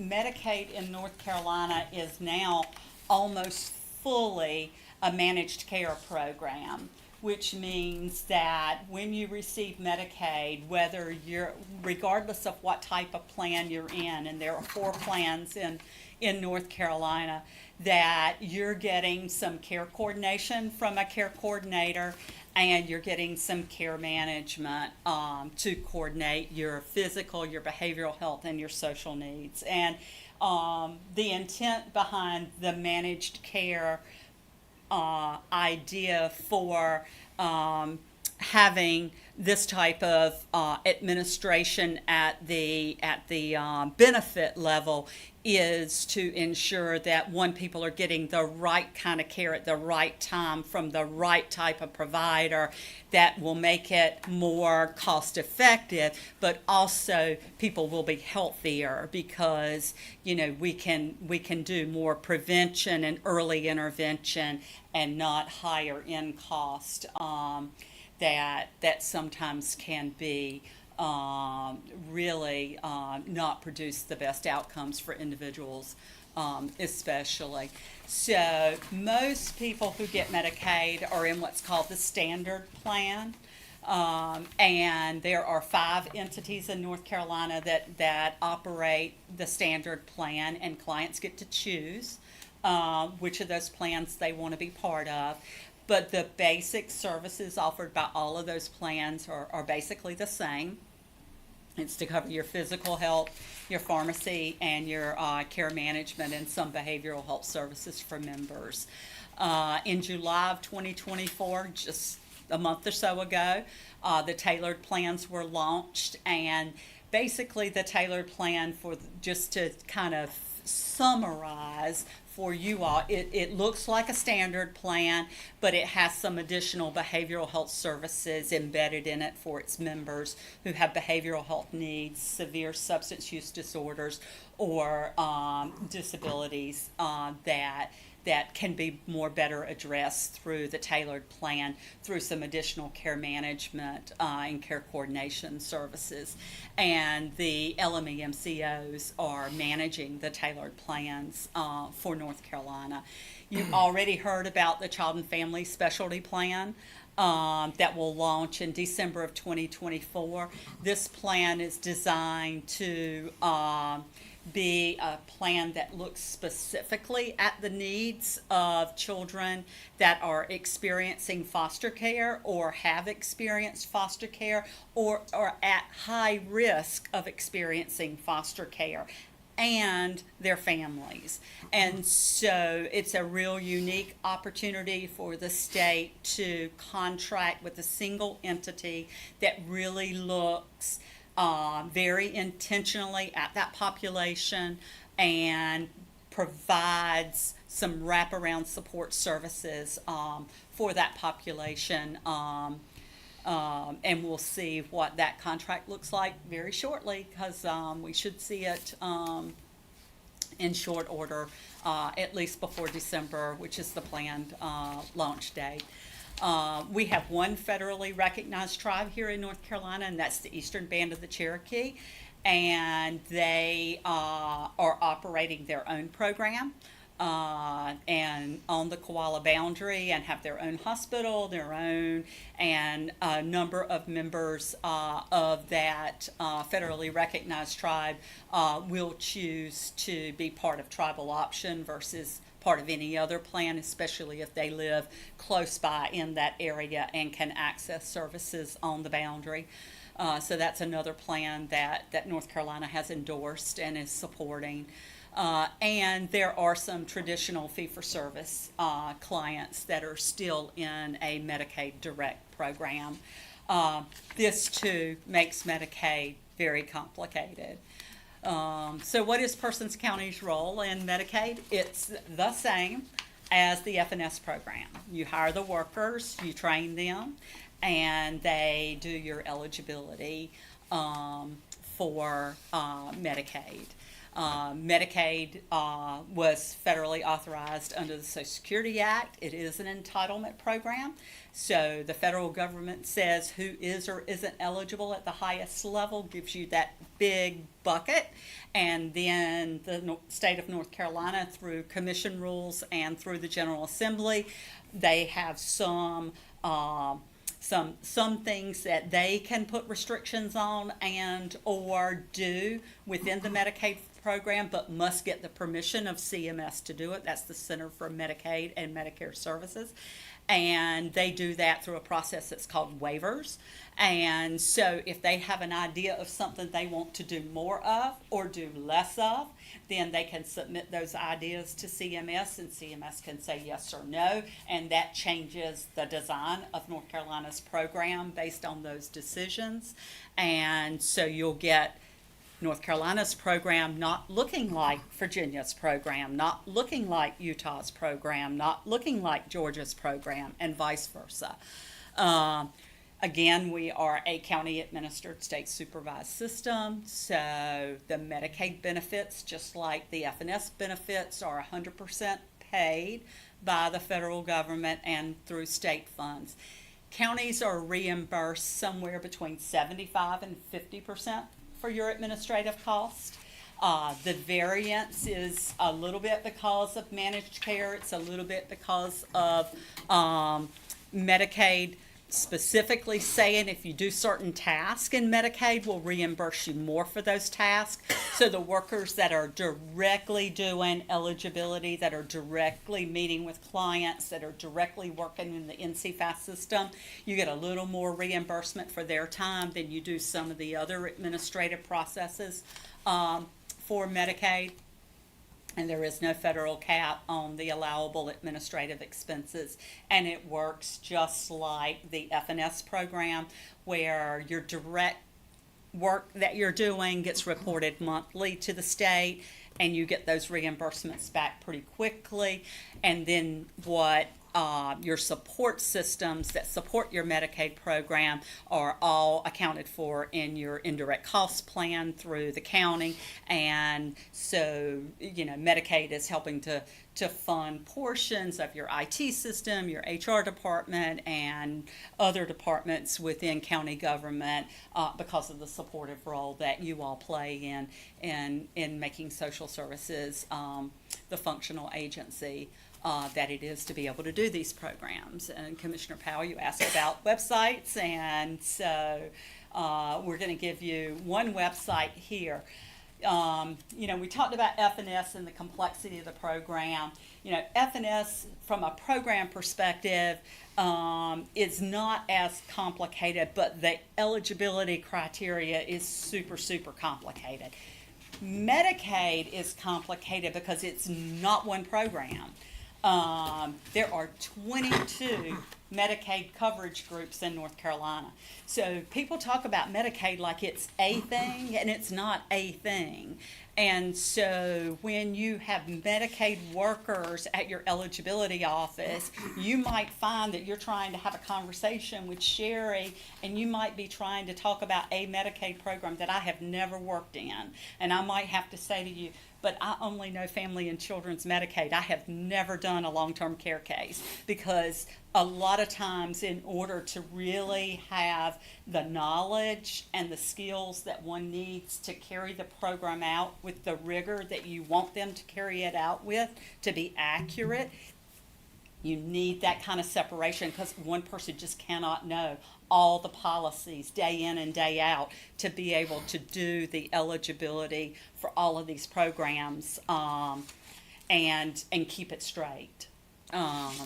It's that complicated. Here is the chart to prove my point about at a very high level of the different types of Medicaid programs that exist. And it's just there to show you the income limits are not the same, the resource limits are not the same, the deductions don't look alike, the basic eligibility requirements aren't even alike. And when a person presents for Medicaid, you have to, even though you don't know all these programs, you have to check for all of these programs to see which of these programs would give them the greatest benefit. So even though I may not work every one of these cases, if you're presenting to me and saying I am uninsured and I think I need Medicaid, I have to know enough about all of these programs to figure out which one I need to get you to that is best to meet your needs. And that's page 2, page 3. And I'll let you all look at these on your own. And so I say 22 could become 24 tomorrow, could become 19 tomorrow, because some of this is about that waiver process that I talked to you about, where the General Assembly decides through a waiver process, usually with the department, that there's a group out there we want to cover. Individuals with traumatic brain injury. That one was on the other page. And so they created a benefit that would serve those individuals. On page 38, the special provisions effective, how often are these special provisions revised? It really depends on the General Assembly and what they want to do. It really, you don't know. Some special provisions are out there that have been in existence since the 70s with no change. Some get updated pretty regularly. It really is about what's going on in the community, what the needs are in the state, what's being funded, advocacy. There's a lot of things that influence how often any of the special provisions are changed.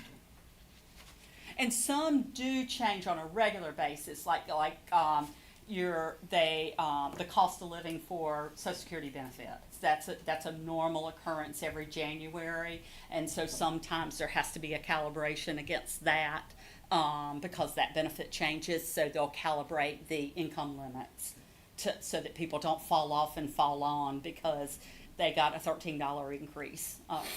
So that's a good example of one that happens real regularly.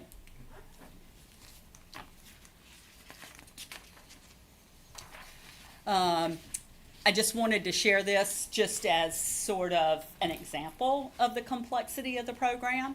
So I pulled the quote-unquote age, blind, and disabled manual. That is a very old name for a manual that has existed for many, many, many years. This one manual, and I pulled it because it's one of the smallest programs in the Medicaid program. Family and Children's Medicaid is a big program, right? Lots of kids, lots of coverage.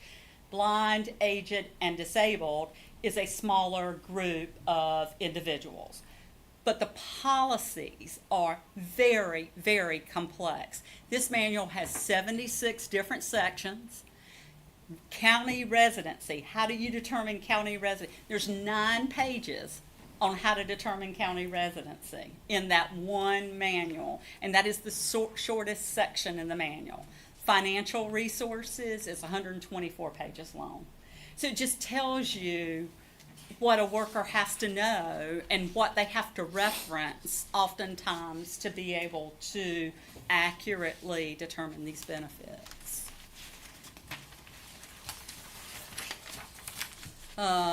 We've talked about the requirements of the program. We've talked about the role that the General Assembly plays. And who determines eligibility? The eligibility worker. The same criteria here as what we had on the FNS slide. There are no differences in terms of the basic criteria, the skills, the education, the experience. You will find that as your experts at DSS, be it supervisors or administrators, interview, they will make decisions about Sherry's fit within the organization, saying, you know, I think Sherry would do real well working with older people in our community. I think she has the patience for, you know, working through a lot of, you know, receipts and those kinds of things. You know, I think she'd be a really good fit in the Medicaid program. You know, somebody else might be a better fit in the FNS program. So there's, you know, all kinds of decisions that one has to make about which program might be a program that's a really good fit for for an eligibility worker, but the functions and activities are basically the same for both programs. I got a question for Carlton. Regarding Person County's eligibility specialist, Commissioner Sims mentioned roughly 45, around that number. What's the average longevity of a specialist worker? And do you see a lot of turnover with that specific position? Yes, sir. Unfortunately, across the state of North Carolina, all DSS agencies are receiving a lot of turnover in that position. I would say here lately, we've had people leave as short as a month, as opposed to we have those who've been there 5, 10 plus years. So it kind of all depends on the person. As Ms. Bratcher said earlier, income maintenance specialist, a caseworker too, there's really no previous job that really helps for that job. There's not even any really specific education that you can go get to help you for that job. I think some of our best employees have kind of come from the insurance field, because they're used to looking at deductibles and things of that nature. Okay. Yes, sir. Oh, and I'm not sure if you had mentioned this before. I apologize if you have to repeat yourself, but what's our experience request that we ask for upon an application? Here in Person County, you can have like a high school degree, but we also look for other similarity type jobs of experience. Okay. But you don't have to have a 4-year degree, it's a 2-year degree, or a high school diploma, Okay. and some experience out of that. And actually, I do have, in response to Commissioner Sims' question earlier, we have 40 full-time staff, 2 part-time staff, 4 supervisors, 1 program manager, and we have 2 staff development specialists that was part of that Medicaid expansion, which already did last year's budget, which was very helpful. That training program that started, 1 for family and children's Medicaid and 1 for adult Medicaid. Thank you. Thank you. Thanks. Thank you. I think we just have one more slide about websites, so. Yeah, and I think so, and to Carlton's point, as difficult as it might be, because you have made an investment, but the person who leaves in a month, that's probably, if someone decided I've gotten into this and this wasn't what I thought it was going to be, that's probably a good thing. I would hate to lose the 10-year person that had all that experience, all that really good knowledge, assuming, that they were doing and performing, adequately in the job, because it is something that takes a very, very, very long time. I had said in some of the programs that it can take upwards of a couple of years to really feel like you have mastered the program. Long-term care and that adult Medicaid area is one of those areas where the complexities of that program are as such that you have to cycle through a number of times with different types of situations and different types of cases to really feel like I understand now what a spin down does, and I understand now what I can count and I can't count. Because when you're working with individuals who are older and have complex medical needs, just because, age is getting to us, and now it's not just 1 prescription, it's 7 or 8, and some over-the-counter things and some other kinds of things that are going on with me. Older people will walk into your office and literally come in with a brown paper bag, and they've got, 50, 60 receipts in there, and you're sitting there helping them organize them and trying to figure out how can we best do this for you and what can we figure out. The average person, if you're needing long-term care in a nursing home, even someone who has saved and done well, 3-4 months, and you can really spend through a lot of money in a long-term care facility. So you'll find lots of folks coming in to looking for assistance for that program. Here is your Center for Medicare and Medicaid, your federal site, and your North Carolina site for the Division of Health Benefits. That is the Division of Medicaid, as we all have known it for years and years. They changed their name probably about 4 years ago now, I guess it's been, to Division of Health Benefits, but that is where you will find all the information that one could want to find on Medicaid, and it's organized quite the same way as the FNS benefit, a section for clients, a section for counties, and a section for providers. So, questions? I think that might have been the last slide for the now Medicaid and FNS experts in the room. Just another follow-up question regarding the specialist. What's the training time before, from hire to until they are able to go live handling cases? Well, it kind of depends on the employee, okay, if they're really catching it really well. We have some, before they go live, there's a period where they first get there, they go through it all the PowerPoints and stuff through NCFS, which is the state's, software, on how we do this job. But they go through and then they have, they can try and work some cases, but before they can approve it, a specialist or lead worker or supervisor have to make sure, okay, you can approve that case, have to make sure. So because of so much, liability with paybacks and things of that nature, Medicaid and food stamps, we got a lot of oversight and making sure that before they can go free and do the job themselves, that they're working with the supervisor or the lead worker or the trainer to make sure they go through. Sometimes it's maybe 3 months or so, could be longer. It all depends on how well the new employee adapts to the program. All right, thank you. You're welcome. 3 months is the average around the state. And that's not with a full caseload, but that's feeling like you're proficient enough to be able to process without someone being there with you to support you. Any other questions? Did a fine job. Thank you. Left us with a lot of homework. Yeah. Yeah. Thank you very much. Okay. Appreciate it. Thank you And both real very much. quickly, just speaking of homework, what we envision as we go through each of these programs is to do a similar orientation back to you, but also put together a booklet that y'all can have to refer to as questions arise. Thank you. You're very helpful. Just very Thank you. briefly, Yes, I want sir. to add that we Mr. will Hart. have Sonia and our HR department try to get together some numbers about the average length of employment for some of those positions you'll acquire. Thank you. Appreciate it. Yes, sir. Thank you very much. Okay, just moving along here. As for a chairman's report, I have none today. Manager Kathy, No report today. Commissioner Sims, No report. Commissioner Palmer. Yes, I did have attendance in the Recreation Advisory Board Committee meeting last Wednesday. Other than that, that's all. Commissioner Puryear, No report. Commissioner Thomas. No report.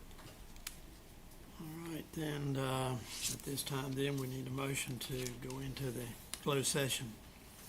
So moved. Motion to go into closed session, any discussion? Hearing none, all in favor say aye. Aye. Can I have a Closed, 2-minute non-motion. 2-minute Oh, yeah. bathroom break? Well, IT needs a little bit of setup.